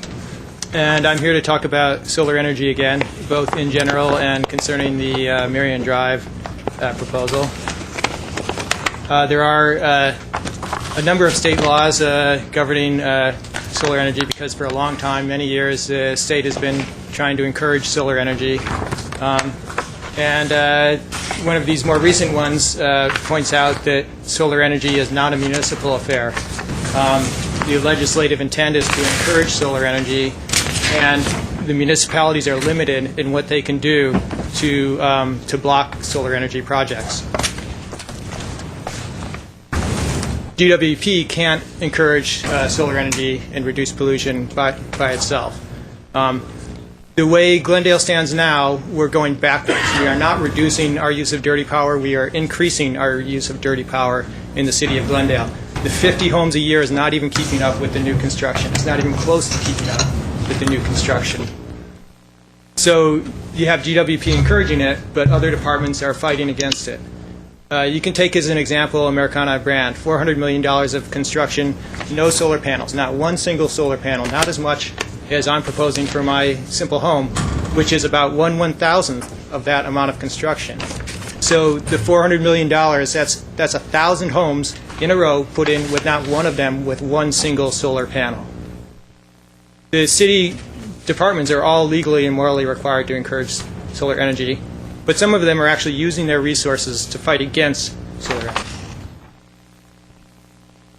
So on my particular permit background, we had all the electrical system approved by GWP in October. At that point, we had all our plans done. The architects had spent many months, many iterations working on this. Structural engineer had finished all the design, stamped it, signed it off. We made a number of trips, and basically all unsuccessful.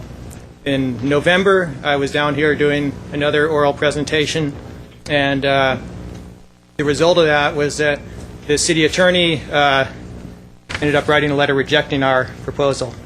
They had a number of points to set back. Of course, garages that were built 60 years ago don't comply to current setback requirements. None of them in the area where I live do.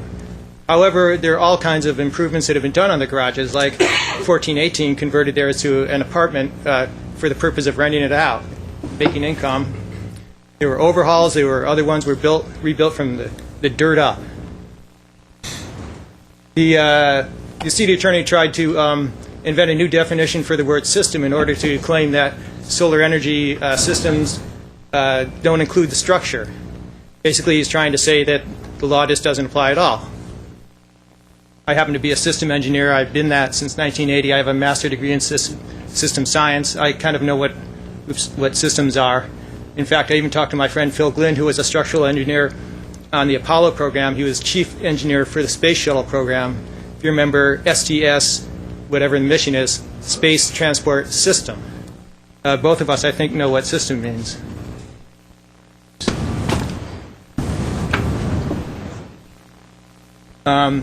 They made some claims about safety, various claims of various varieties. They claimed the purpose wasn't to generate solar energy. It's hard to imagine how the purpose of my solar energy system wasn't to generate solar energy. I mean, it's mind-boggling. So they finally said, what we can do is get a variance. Well, of course, the variance process isn't designed for solar systems, and in fact, the state law says that you don't need to do those things. It's supposed to be administratively approved. Health and safety is the only issue that can come into it, according to state law. But, I mean, when it comes down to it, you should say, why do we have to argue? Why does the city say, how little can we do for solar? Why shouldn't the city be saying, how much can we do to support solar? I mean, why is the whole argument flipped upside down, and why is the city discouraging solar? At the end of the day, which do you prefer? Do you prefer clean energy generated efficiently where it's being used, or do you like smokestacks belching out filth? And what do you in the audience think? What do you like? Clean energy? Raise your hand, please. Thank you. I polled it within my neighborhood. I have signatures of my neighbors in support of this. Every single one supported it. I did not get one single neighbor who was opposed to it. All right, Mr. Peer, your time is up. Okay. However, let me do this. Normally, we don't take questions, and I'm not going to get into questions from you, but this is obviously an opportunity where we can direct staff or ask staff for clarification. I think this, in my opinion, the simple answer to your question as to why is the city flipped upside down on this issue is because it's the city of Glendale, for starters. But that's my sort of old days of advocacy coming through. I want to say this. I would love to see something further on this issue with this House, with this system. I'd like to see it come to council. How can we do that? It is actually scheduled to come to council. When? I don't have the agenda preview in front of me, but within the next... How is it coming to us? As a report to the city council about what the policy is and why. The report is one of your employees is collecting up the restrictions used in other cities in order to try to get more restrictions. Mr. Peer, let me ask my questions. You've had your time. Hassan, what I'm trying to find out is this is not coming to us as an appeal. It's coming to us just as an informational report, so that we can give some direction. Absolutely, yes. Mr. Mayor, it's on March 24. It's listed as policy to review and approval of solar panels and related support structures. So it would be a report with feedback to staff on whether you want to modify our policy. Correct. Okay. All right. I don't want to go too far down the line in terms of general comments here, because we can do that at the end. Yeah, all right, I have comments at the end. Yeah. Mr. Pierre, I think there are a number of council members who want to make comments related to this issue, so you may want to stay around. Thank you. Okay. But do know it is coming back to us on the 24th, according to the city manager. All right. Our next speaker is Mike Mohill, followed by Charles Hooker.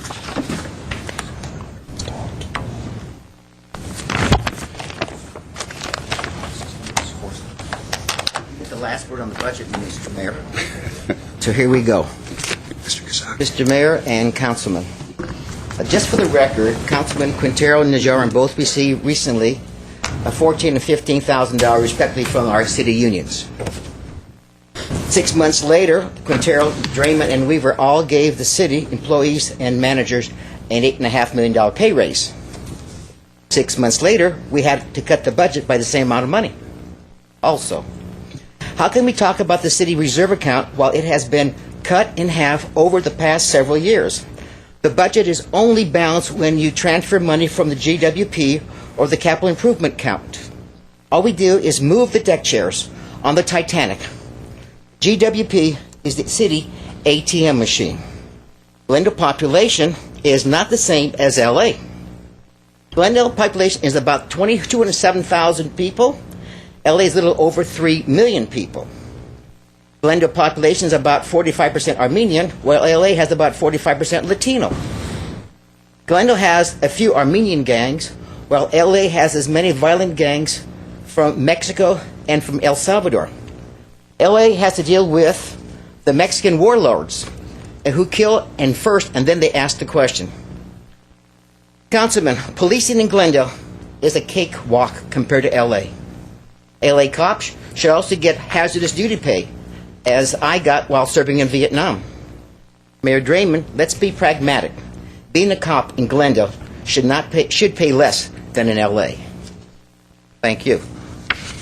Councilman Quintero, I have a form here, 700, Statement of Economic Interest, dated March of 04, covering the period January through December 2003.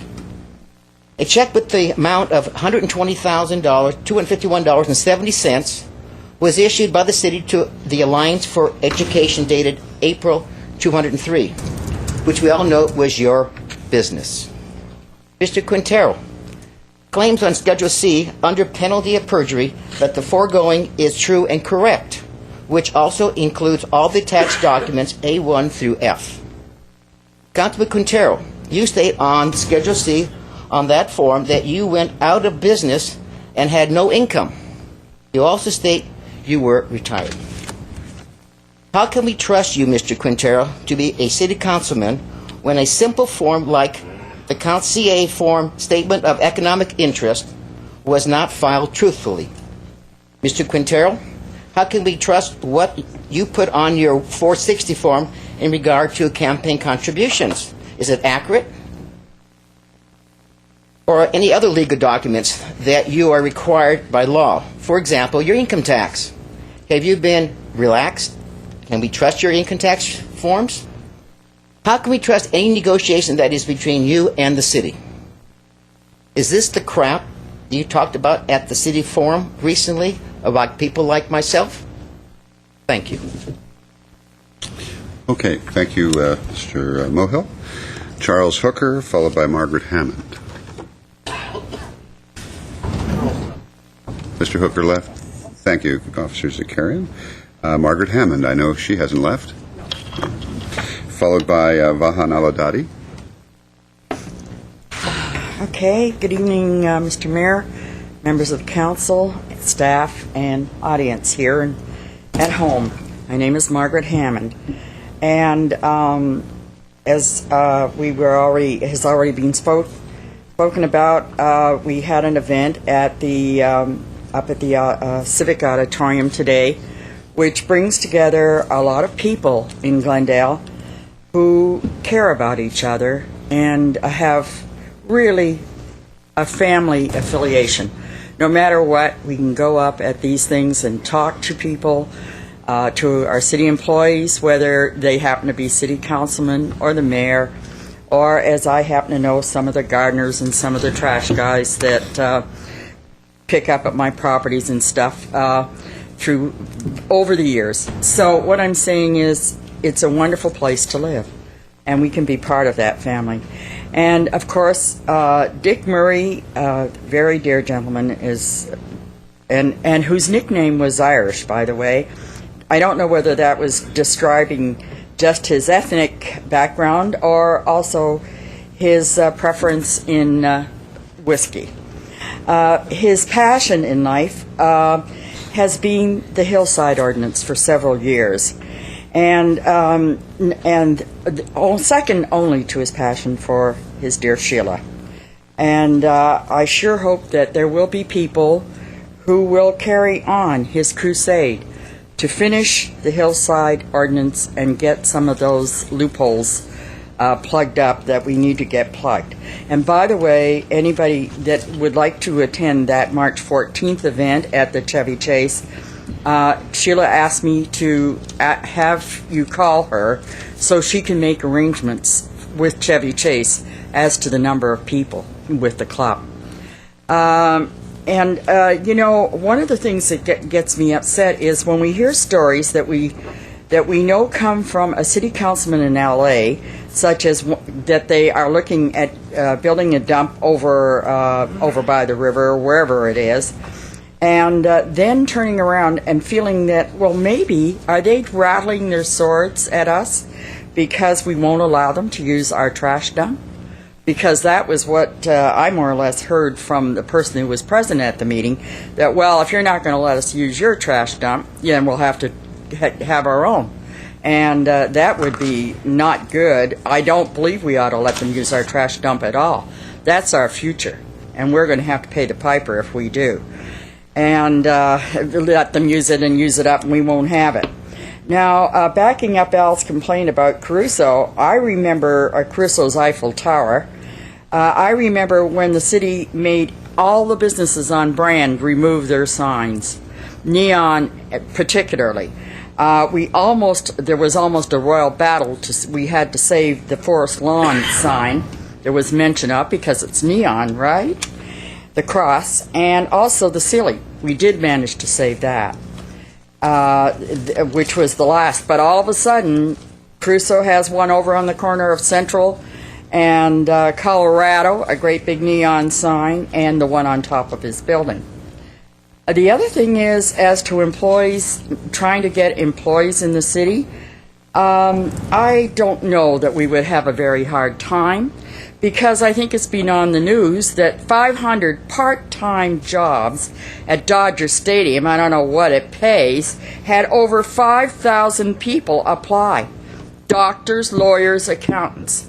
So hello, do you think we would have a hard time getting good employees? I don't think so. I think we ought to be looking at doing some cutting back, especially when you think that 26 days off that they already have every other Friday, 21 days vacation, and then at least 13 days Christmas, etc., totals 2 months, 60 days off. Now that's a lot of time. Then we have to hire more people because those people are off so much that the work isn't being done. Is there something happening here? Anyway, thank you very much for your time. Okay, thank you, Margaret. Vahan Al-Gadi, followed by maybe Armene Stepanian. Mr. Mayor, City Council members, I was here this afternoon actually, I was ticked off a little bit, and I have a little document in here that I want to give every one of you one copy. Please pass. This is the Declaration of the Independence, the Constitution of the United States. I think every one of you should carry, especially the ones who really believe in America, should carry it with you all the time. And I think City of Glendale should publish 50,000 of these copies free of charge. They're $2.95, printed in China for 99 cents. Print them and give it to everyone newcomer or the ones who lived here for 100 years or 200 years. There are a lot of old-timers here. They need this document also. Here it says, on page 51 of this document, which I think even city attorney, a lot of attorneys in this country forget about the documentation of independence of U.S. Constitution. It says, "We hold these truths to be true, these truths to be self-evident that all men are created equal, and they are endowed by their Creator with certain unalienable rights, and among these are liberty, life, liberty, and the pursuit of happiness." Your job here is to protect the pursuit of happiness. Your job is not here to protect money. We have become a society of money changers. When we come here, we are not asking for your handouts. Money is an idiot. We haven't learned to manage it. Your parents knew how to manage the money. World War II, Depression, they built the country. Civil War, they built the country. After Civil War, within 20 years, United States becomes strongest country militarily and economically. The baby boomers today, the sex, drugs, and rock and roll generation doesn't understand that. If you don't wake up and understand that money is an idiot, you let this country, this city to be managed by money for the last 50 years after FDR died. So we better change our habits. You have to make sure that cultural life in this city is vital as the economic life of this city. There is nothing in this document about property. It says pursuit of happiness, city manager. You didn't come here to pursue property. You came to this city to make these people happy. Because this is what this document, we came here for pursuit of happiness. We did not come here for pursuit of property. We would have stayed in our countries. We would have stayed in England. We would have stayed in France. We could have stayed in Iran, Saudi Arabia, all those parts of the world. So if you wanted to get out of this hole that you are in, this is the document you need. This is what we need. We got to go back to the basics. The Constitution of the United States, this is the most sacred document, most sacred than the Jews, Christians, Muslims, Bible, or whatever books they read. So I was ticked off today because when I came here, and you said you can't do it, but you could go out there, sit with Crusoe, which I was there myself, and bend backward for Crusoe, bend forward for Crusoe, Mr. Yusefian himself, Mr. Larry Zarian himself, and maybe Mr. Najarian and other people, gave him $85 million of your money. You can't build this city? We built this city, this country in 20 years after Civil War. So, we are getting tired. We need maybe to change every elected official in this country and really bring scientists and people who are not pragmatists. We don't need pragmatist people. We need real, make sense Americans. Mr. Yusefian sends a mailer, says, "I'm a pragmatist." You say you're a pragmatist. What's a pragmatist? It's a make sense, common sense. Thomas Paine talks about common sense. We don't need Tories in the United States anymore. Okay, they got to pack up and go. We have no queen in here. Our allegiance is only to the Constitution. I was ticked off. I pay $300,000 taxes, property tax for the last 5 years. I don't need your handouts. Okay, I've been sponsoring Luna Theater because I think it's a very good place for kids to grow, to go over there, learn music, learn culture, learn whatever it is. That's a pursuit of happiness. So I did not come here for any handouts from you guys. Thank you very much. Okay, thank you, Mr. Aladadi. Armine Stepanian?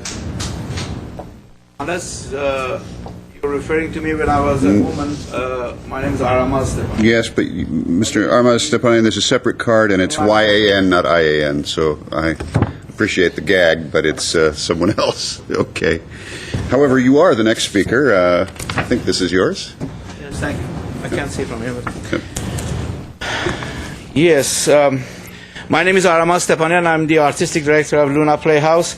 I was here earlier because the city of Glendale had kindly agreed to examine the case of our asking for help for our theater. The idea came a few months ago when we started having some problems at our theater. I asked Vahan Aladadi, our friend, to become our business manager and look into marketing and other ways of raising money. One of his ideas, he did some fundraising for us, but one of his ideas was for us to apply to the city of Glendale for financial help. I quite honestly, I wasn't for that idea, but I wanted to respect the fact that I had asked him to help me, and this was the thing he was proposing. I agreed with it, and also what he said to me, which persuaded me, was to let's see if City of Glendale is actually interested in the arts, and one way would be for its leadership to confirm that. So we applied, and I was very happy when I came today. The beginning of my talk, I said I thank you for doing this, having a meeting and to examine our case, even if you don't agree to give us the help we asked. I was still happy because that was kind of fulfilling what we had in mind, which is like the city is saying this matter of the theater or arts is important enough for us to consider it. However, I was disappointed, and then I gradually became really disheartened by, first of all, the language that the staff member had used. And I thought, and when I looked at him, and I thought, the language was such that I thought, this person, quite frankly, I think is a cultural illiterate, and why is he making statements about my theater? And then there was the insistence on reminding everybody that the city has waived $5,300 or something fees that we should have paid, and ignoring the fact that actually also the city delayed us, not just with the question of restrooms, but delayed us with every single permit that we had to get, everything we had to go, somebody had to come and check and okay, then go back and so on. It delayed opening of our theater for nearly 8 months. So we lost $25,000 there. Fine. But I was then offended the fact that this member of the staff had never asked me any questions. We had asked, I called Ms. Beers, Vahan had called, my wife had called a number of times saying, what information do you want from us? And then when we came here to present our case, we were told, well, you haven't got any business plan. We tried repeatedly to say that, look, nobody asked us for the business plan. We said, but every single one of the members of the redevelopment agency or the council members mentioned the fact that we don't have a business plan. And yet staff had failed to tell us that you'd bring a business plan or whatever. So, and I was really quite offended, and I'm here to tell you that I don't want the money. We're withdrawing our request, and please bill us for the $5,300 or whatever it was that you waived before, and I will happily pay that. I felt insulted, not just me, but the Arts Theater, and I want to tell you, I don't want any money from Glendale. Keep the money for other things. Thank you very much for your consideration. Okay, thank you, Mr. Stepanian. All right. Mr. Milano, you're the next speaker, Herbert Milano, followed by Artur Babayan.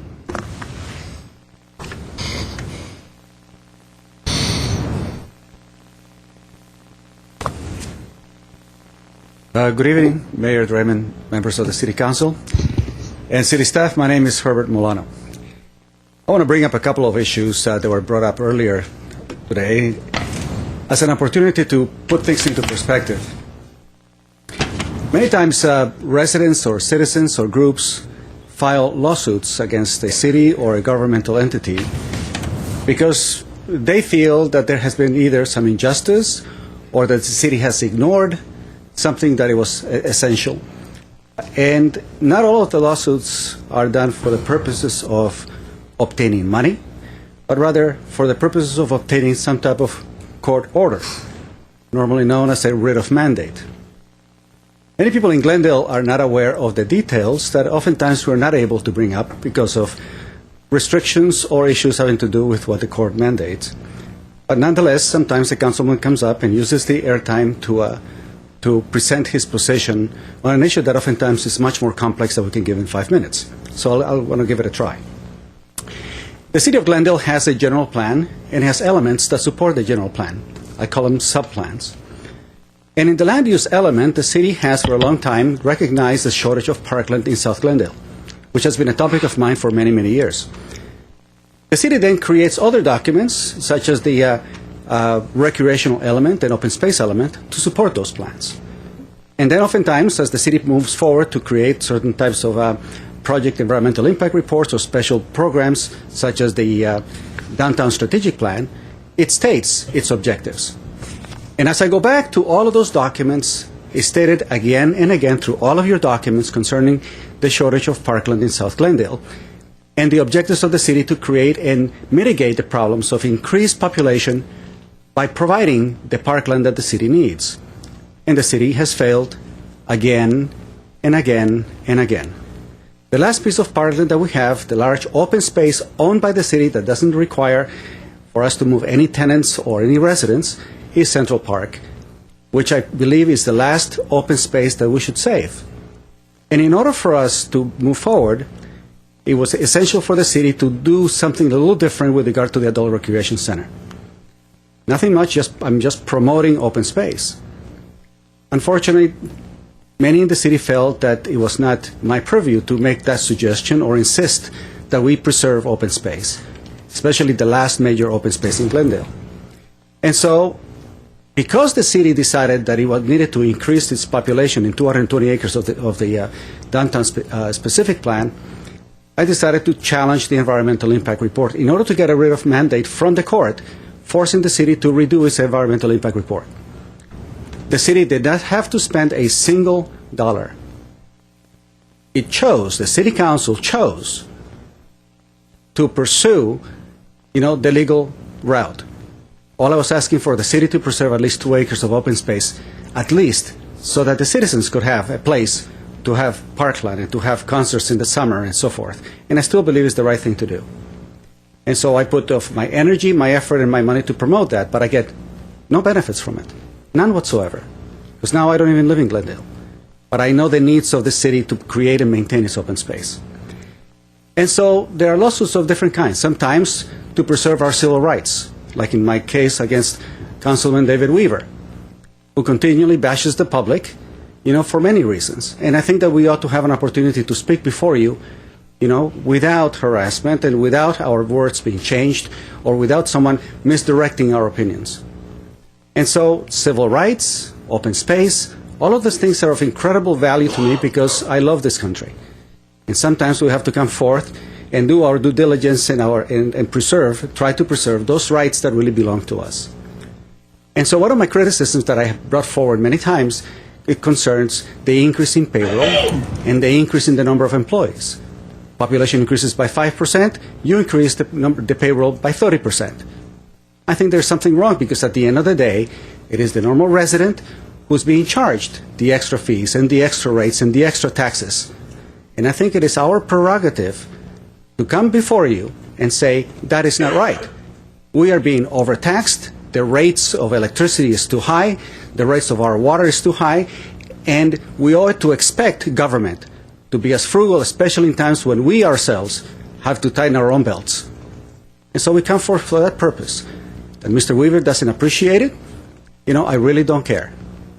But the fact is that we have that prerogative as citizens of the United States. Thank you. Okay, thank you. Thank you, Mr. Milano. Artur Babian, followed by Aram Kazazian. Good evening, Glendale residents, Mr. Mayor, and council members. My name is Arthur Babayan. I am a Glendale resident, and I also work for the Aram Kazazian's campaign. I want to let you know that on March 15th, the protest against the high utility rates is going to happen at the Parchers Plaza at 2 p.m. Now that said, today, March 3rd, 2009, at the special session of City Council meeting, we witnessed exactly how out of touch the City Council is in regard to the residents' needs when it comes to city water and electric rates. Do you think it's a joke when thousands of people are hurting from high electric and water rates? Do you think it's a joke when they want to raise their voices in protest? It's not a joke when 4,700 people lose their electricity last fiscal year. These people need help now, not in 4 years or 5 years. Mr. Najarian, you applauded the general manager of Glendale Water and Power today, saying what a good job they are doing. What do you think those people that lost their electricity are going to think about your applause? And no, we're not nitpicking, quote unquote, Mr. Najarian. We are going door to door. We're asking people about the high electric rates. And yes, every single person is complaining. And no, Mr. Najarian, we're not going to burn anyone, quote, effigy as an effigy, end quote. As you said, effigy. Effigy. Thank you. End quote. As you said today, it's our democratic right to protest. And if you want to make fun of our democratic right, that illustrates what kind of a United States citizen you are.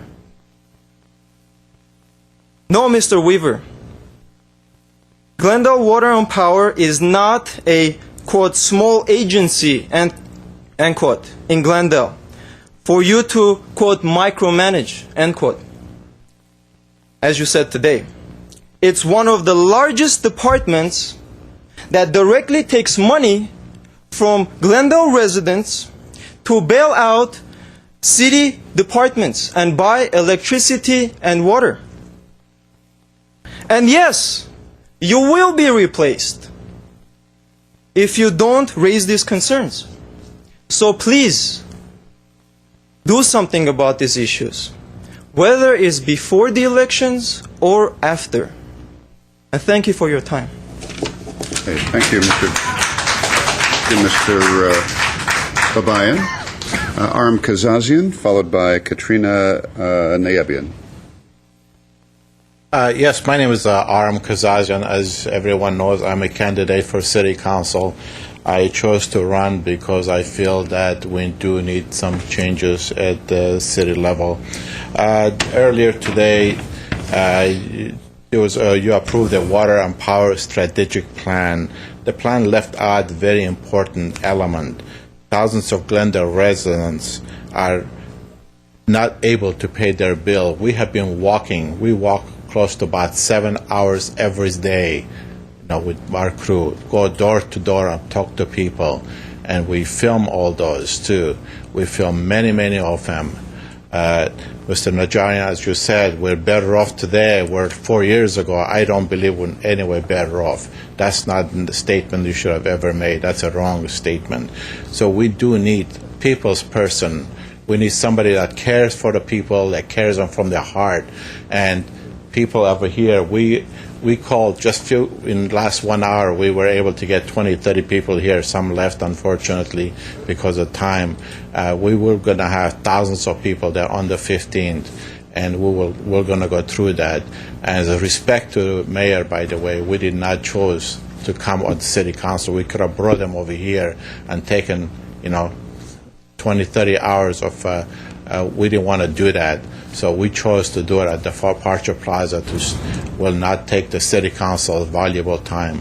So understand that the city of Santa Clarita has their utility rates are exactly 1/2 of Glendale if you compare the rates. You yourself, your department admitted we are one of the highest utilities. So we need to address that. We need to get those people back into their utilities to be turned back on again. And some people are here to even talk about it. Thank you. Bye. Okay, thank you, Mr. Kazazian. Katrina Nayabian? Nayabian. I hope you're going to help me with the pronunciation when you come up. Followed by Janet Hartunian. Hartunian, pardon me. Good evening. Are you together? Yes, we are. Are you Janet? No, I'm Heidi. Or Heidi, okay. All right. Let me ask you if you could both state your name for the record, please. I'm Katrina Nayabian. Granja? Yes, that's Okay, me. got it. Very good. Hello. Hi, City Councilman. My name is Heidi Granja, Katrina Nayabian. and I want to tell you that my family electric rates are way too high. We could hardly afford it. I was told that the reason the utility rates are so high is that the city transferred the money from the electric and the water utility to pay the high salaries and benefits you've been paying the city staff. Here are some examples. For example, Mrs. Sansori's, it's $169,000 as a salary. Mr. Starbird's, $251,000. Mr. Armstrong, $189,000. Mr. Galindo, $237,000. Mrs. Lopez, $189,000. Mr. Adams, $236,000. Mr. Stanley again, $164,000. Mr. Harward, $229,000. Mrs. Blake, $162,000. Mr. Larix, $202,000. Mrs. Tertsakian, $159,000. Mr. Clark's, $160,000. And we could go on and on. The list is full. And yes, those are some examples that we have for the city, and I don't think that's right for all those people to be paying those, to get paid all those high salaries while we are trying to live day by day by our salaries, which we can't do it, and especially as a college student, it's very hard trying to pay for school and trying to pay the high utility costs. My parents can't afford it. They're helping me out and paying a school, and it's very hard to do it. And even though I'm trying to work, trying to help my parents, it's still hard. And I don't get how these people are getting paid so much while other people out in the streets are trying to live day by day. And that's what we have to say. Thank you very for your much. time. Have a nice day. Thank you both very much. Okay, Janet Hartunian. Let's see. Okay.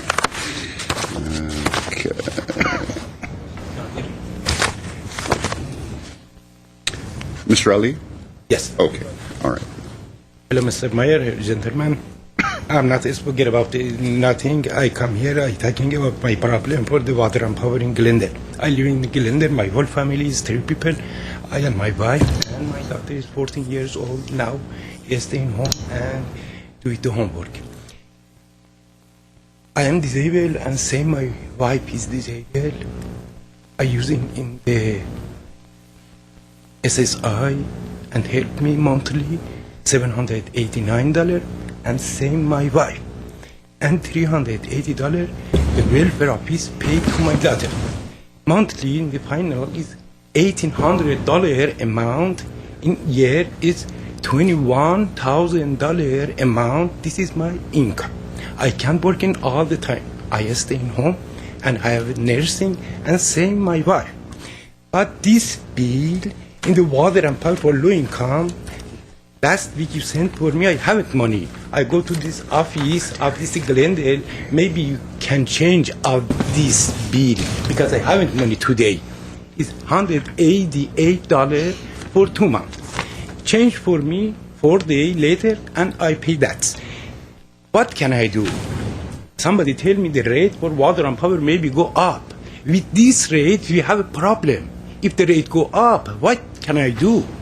When I have $21,000 my income in year, and the Glendale city in the calendar, the year 08, somebody is $200,000, and for example, I tell 29 number is $146,911.17. How much he pay monthly in the bill, water and power? In year, this make this money. I not needed. I talking about the salary, about the rates, about the parking, about the budget. No, I think must talk with you because you have a plan for the low income family. This is whole family, 3 people. I must pay the money, $200 water and power for low income, $21,000 a year, and this how much pay the bill for water and power? Thank you for this time. This is very good opportunity. You tell me and let me I talking with this problem with you. Thank you, sir. Thank you, Mr. Ali. Okay.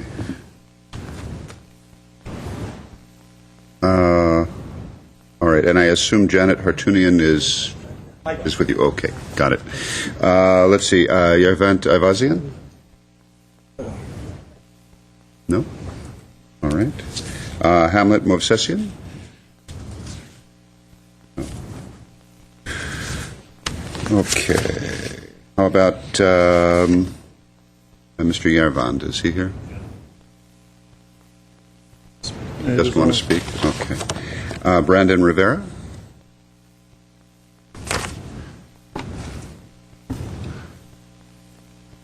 Followed by Herrera Babumian.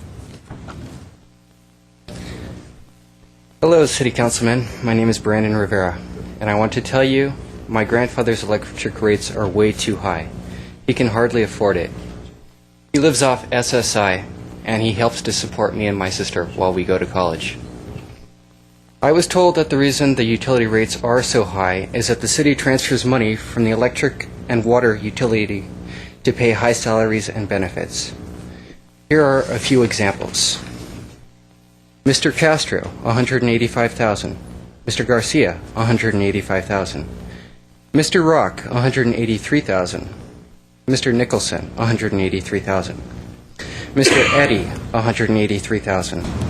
Mr. Carrillo, $182,000. Mr. Gully, $179,000. Mr. Jimenez, $179,000. Mr. Morrison, $178,000. Mr. Maddox, $177,000. Mr. Vasquez, $176,000. Mr. Clark, $176,000. Mr. Duty, $176,000. Mr. Marquez, $176,000. Mr. Palmer, $175,000. Mr. Dearden, $174,000. Mr. Johnstone, $174,000. Mr. Smith, $173,000. Mr. Cavunas, $173,000. Mr. Abueg, $173,000. Mr. Basin, $173,000. Mr. Lorenz, $172,000. Mr. Hammond, $172,000. Mr. Grimes, $171,000. Mr. Ruffino, $171,000. Mr. Runice, $170,000. Mr. Marino, $169,000. And that's it. Thank you. Thank you. Mr. Rivera, is Farrar Babumian here? No. Okay. William Asaturian?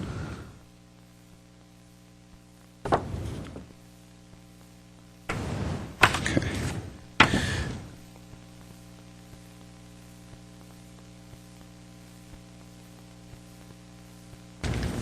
Good evening, Mr. Mayor and members of Council.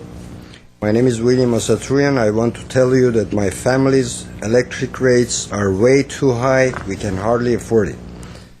As Honorable Mayor mentioned in his words a few minutes ago, a closer look to salaries of the city staff in the favor of the residents of City of Glendale and adjustments said are necessary. So to ease the hardship of the residents of this city that are presently going through. Of course, we heard about the examples that other witnesses gave today about the salaries and how the City of Glendale is paying the staff and everybody else. Of course, we love all of them. We want them to be happy for what they're receiving, but we also have our problems. We are going through recession, as everybody said today. We are going through hardships, and we are asking you to pay attention to the request of the residents of the City of Glendale. And I am one of them who goes door to door and talking to people about their problems. Most of them are really suffering, and they're hurting. They have a voice. because they're all residents of city of Glendale, as I am. So we want you. We really want you to care for us and listen to our voices. These difficult times, we need your help. You are sitting here for residents of Glendale. We have chosen you to do so. I appreciate that a lot. Thank you very much. Okay, thank you, Mr. Esatorian. All right, that is our last speaker card. I'll close oral communications. I just have a prediction, but the prediction is that there's going to be a few comments from colleagues on a variety of topics and so on. So let me, apparently not all, however, so let me start. My immediate left on the dais with Mr. Quintero. Well, Mr. Mohill continues to campaign for Mr. Philpott and Mr. Yosefian, all of the madness that you heard tonight. I have no idea what he was talking about, but anyway, he's going to continue to use the podium to campaign for his candidates. The solar panel issue, I mean, this... the speaker is absolutely, I think, has a right to feel frustrated. Earlier in the day, we talked, as Glendale Water and Power made their presentation, we talked about solar panels, or more specifically, alternative energy systems. All I can say is I don't know what the codes are and so forth, but we need to make it possible for people like these to put solar panels on their rooftops. In this case, what I take to be a well-designed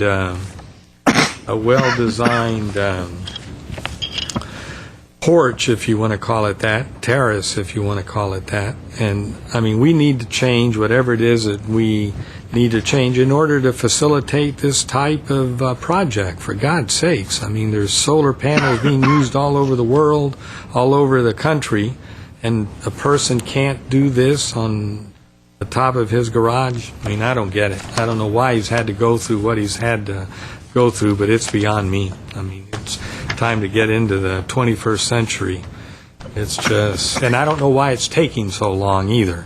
I mean, we've talked about it for years and years, and here we are years later, a nice home in Adams Hill. The person wants to build something over his garage. The neighbors are fine with it, and I don't know how long it's been, but let's get it done, for God's sakes. It's overdue. Okay, thank you, Mr. Quintero. Mr. Najarian. For the residents that were not here this afternoon, there is some very good news for you. And that news is that we had a strategic plan by our GWP, our director. And what he did is he set forth the roadmap for us to lower our utility rates to 35% below that of Southern California Edison. Now, if Mr. Babayan was here, he would have heard it firsthand and perhaps had a chance to question or to discuss it. Now, in terms of cutting the transfer from the GWP to our general fund, the truth of the matter is that our general fund mainly funds our police and fire department. And I personally am not supporting any cuts to our police department and our fire department. We need to maintain our safety as a city, both for police and fire department. If there are residents out there who want to cut the police and want to cut the fire, that's certainly something you can talk about. The police and fire do a lot of things. They don't just stop crime. Sometimes they help fathers who've lost their daughters, who need help locating. There are service providers. They help us when things go wrong. It's a priority that I think the vast majority of the community has placed police and fire. If I'm wrong, I'd like you to come up and say that we should cut our police department, perhaps cut our fire department. Better yet, fire the police department and we'll bring in the LA County sheriffs to police the city. That's not where I'm at. Our founding fathers, when they started this city, the first guy on the wall there, maybe his friend as well, envisioned transferring money from our GWP utility to the city. Now, Los Angeles does it differently. They charge extra in their trash collections to fund their police officers. And that's what Mayor Villaraigosa is doing currently. A few years ago, they had zero for their trash collection. Now it's $35 a month. That's how Los Angeles pays for their police department. Glendale, for the most part, transfers money from the GWP to there. But if you look at our bundle of utilities, the bundle, not just electric, don't just pick out electric, but look at all of it together, our rates are pretty low and the lowest of the 5 cities that we did a survey for. So let's be fair about it. Let's be fair. Let's look at the whole bundle of goods and then rank it there, not look at one particular component in our bundle of utilities. Thank you. Okay. Thank you, Councilmember Najarian. Councilmember Yusefian, anything? Yes, Mr. Mayor. First of all, last week, as I was reviewing the tapes, I noticed a comment was made by one of my colleagues about the statements that one of the speakers comes up and says. First of all, I may make it very clear that Mr. Mohill nor Mr. Allen is working on my campaign. They're not getting paid. They have nothing to do with my campaign. Now, on the other hand, Mr. Mohill, as a private citizen, has decided to support 2 people. I happen to be one of them. It's a constitutional right he has. I'm pretty sure there are several people who are walking the neighborhood and they're placing signs for other candidates, including Mr. Quintero, including Mr. Najarian. And I'm not going to sit in here and say, well, gee, they don't have that right. Nevertheless, I must say the decorum in this place is starting to kind of get a little bit shaky. I have asked Mr. Mohill to temper his comments. I think a sentence that was used in a forum by one of the candidates should not be repeated over and over and over again. In my opinion, 2 wrongs don't make it right. Just because somebody said something doesn't mean you constantly repeat it. It's not appropriate in my mind. Also, I do not appreciate campaigning that takes place. It is allowed under the Constitution. It is allowed under the Brown Act, and they are able to say whatever they want to say. Actually, in Burbank, I saw one candidate 4 years ago walk over and literally run a 30 seconds or a 1 minute commercial. They just ran a commercial. You remember. You know who is? He's running for re-election. We don't do this in this city. We have a different standards, and I hope that we continue to keep the standards that we've had. If Mr. Mohill wants to do his campaigning, I would strongly suggest he goes door to door and say his spiel to whoever he wants to do, and so on. On the issue of Luna Playhouse, I think it is unfortunate that the gentlemen felt that we were not pursuit of happiness. I did not take one of these because I have 6 of these. At the time that Ginger Bremberg gave me those when I saw her for the first time in 1989. So I'm well aware of what the Constitution says and what it is about. More than anyone else, I cherish the Constitution of the United States and the preamble and also the Declaration of Independence. I came from a country that none of these things mean anything at all. Even today, they don't mean much. It does mean a lot to us. Nevertheless, to ask a question from anyone, no matter what that business is, to provide us with some information, it should not come as an insult to them.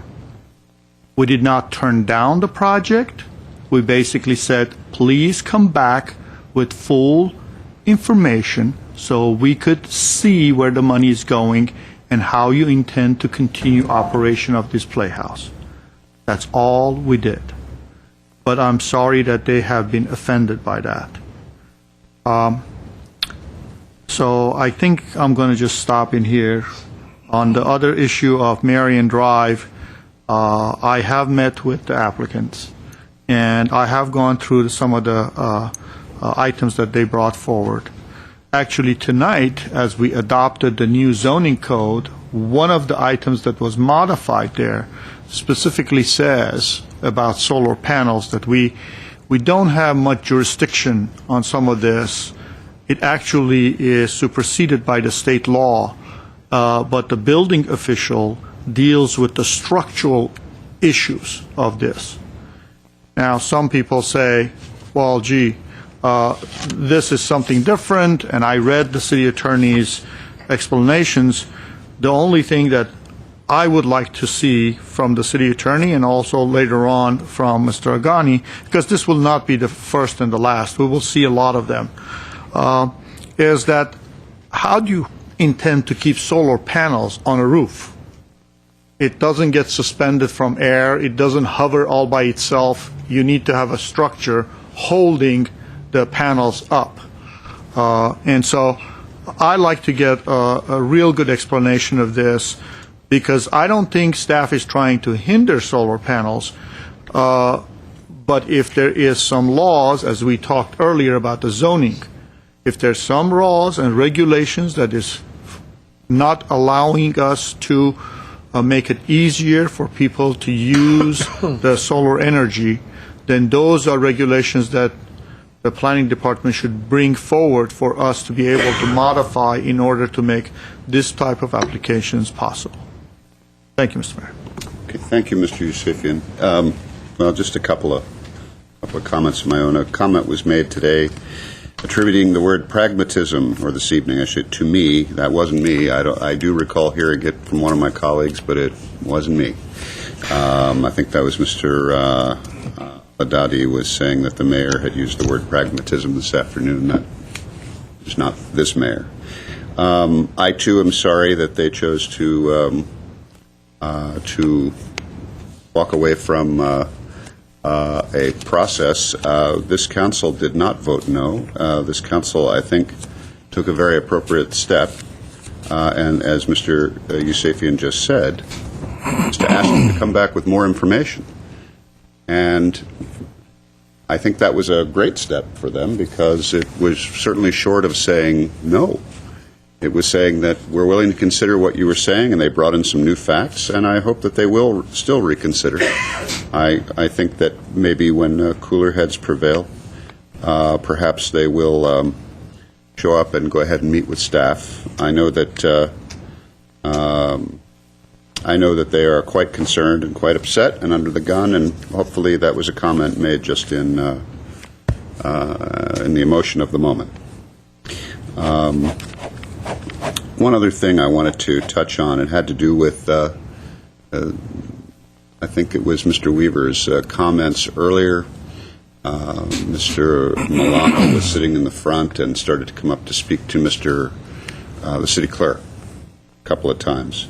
And listen, I just want to make a comment. A lot of, it's my personal opinion, a lot of people don't seem to understand that whoever sits in this chair is mayor. And every one of my colleagues here has been mayor before, so believe me, I have been critiqued every which way, both out there and up here. And I happen to like to listen to my colleagues because they've all done this ahead of me, and some more than once. But everybody has their own personal style here, and I choose to not make this such a strict, tight, hold the reins so tightly that the horse never goes anywhere. It's just my personal style. Do I appreciate that Mr. Milano, out of the passion of the moment, walked over to ask if he could give a rebuttal? I couldn't allow him to do that. That's not how we operate. But I don't view that as losing control of this chamber because he walked over there, nor am I going to vault, even if I could, vault over the dais and grab him by the throat and wrestle him to a chair. It's just not my style. It's not the way I work. And I'm not going to be sitting up here banging the gavel and saying, stop. When we boil it all down, we're all just residents of this city. You know, I happen to be mayor for this year, okay? And I happen to be a city council person until 2011. But besides that, I'm a photo retoucher from Montrose. So, you know, I just play a mayor on Tuesday nights, according to some of the blogs. So all I can tell you is, you know, we all try to do our best up here. We try to run the meetings in a professional manner. Today, when I wasn't here, our mayor pro tem this month happens to be council member Yusefian, and he held the reins. Last month it was council member Quintero. He had the reins. When I couldn't make the Arbor Day today because of some problems, Mr. Yusefian stood in. Look, I've asked the public to try, and my colleagues both, to try to keep the politicking to a minimum. But if I see that people aren't going to do that on their own, then I can pull the reins in a little more tightly. We don't need the combative exchange up here, and that's not what this House of the People is for. It's for the free discussion of ideas, for advocacy, for persuasion through dialogue. It's through transparent enlightenment. It's all of those things. It's the name calling and the insinuation and all of that. As far as I'm concerned, we should leave at the front door. In any case, that's my little piece. It's just my style. I'm not going to go tackling Mr. Milano simply because he walks up. I think he knows in retrospect, you know, that he wasn't going to get to rebut because that's just not how it works. But he's a passionate fellow, just as we are, and so on. So, anyway, that's my little, as Mr. Yusefian used the word spiel. That's my spiel. Mr. City Manager. Mr. Mayor, thank you. A brief response to one of the comments, and I'm sorry that Mr. Mohill isn't here, is coming down to council meetings and requesting that I be removed, the city attorney be removed, or any of you be removed, is frankly part of the job. And I don't express any opinions on his motivations for that. But his comment this evening about being a police officer's job being, I think he said, a walk in the park, I suggest he tell the numerous officers who 6 years or 7 years ago responded to the Garden Street apartments, and while under fire, that is fire that was coming out of the walls, this is gunshot fire from an automatic weapon, coming out of the walls of the apartment that caused the Highway Patrol to shut down I-5 for hours, and had a number of civilians pinned down in their apartments and behind cars, and our officers went in and assisted them in getting out of the line of fire with great risk to their own lives, and then eventually concluded that episode with the death of the shooter. Tell them that their job is a walk in the park, or tell the handful of officers who about a year and a half ago on East Colorado had what was literally a running shootout, gun battle, with a member of the Mexican Mafia here in our own town. Tell them that being a police officer in Glendale is a walk in the park.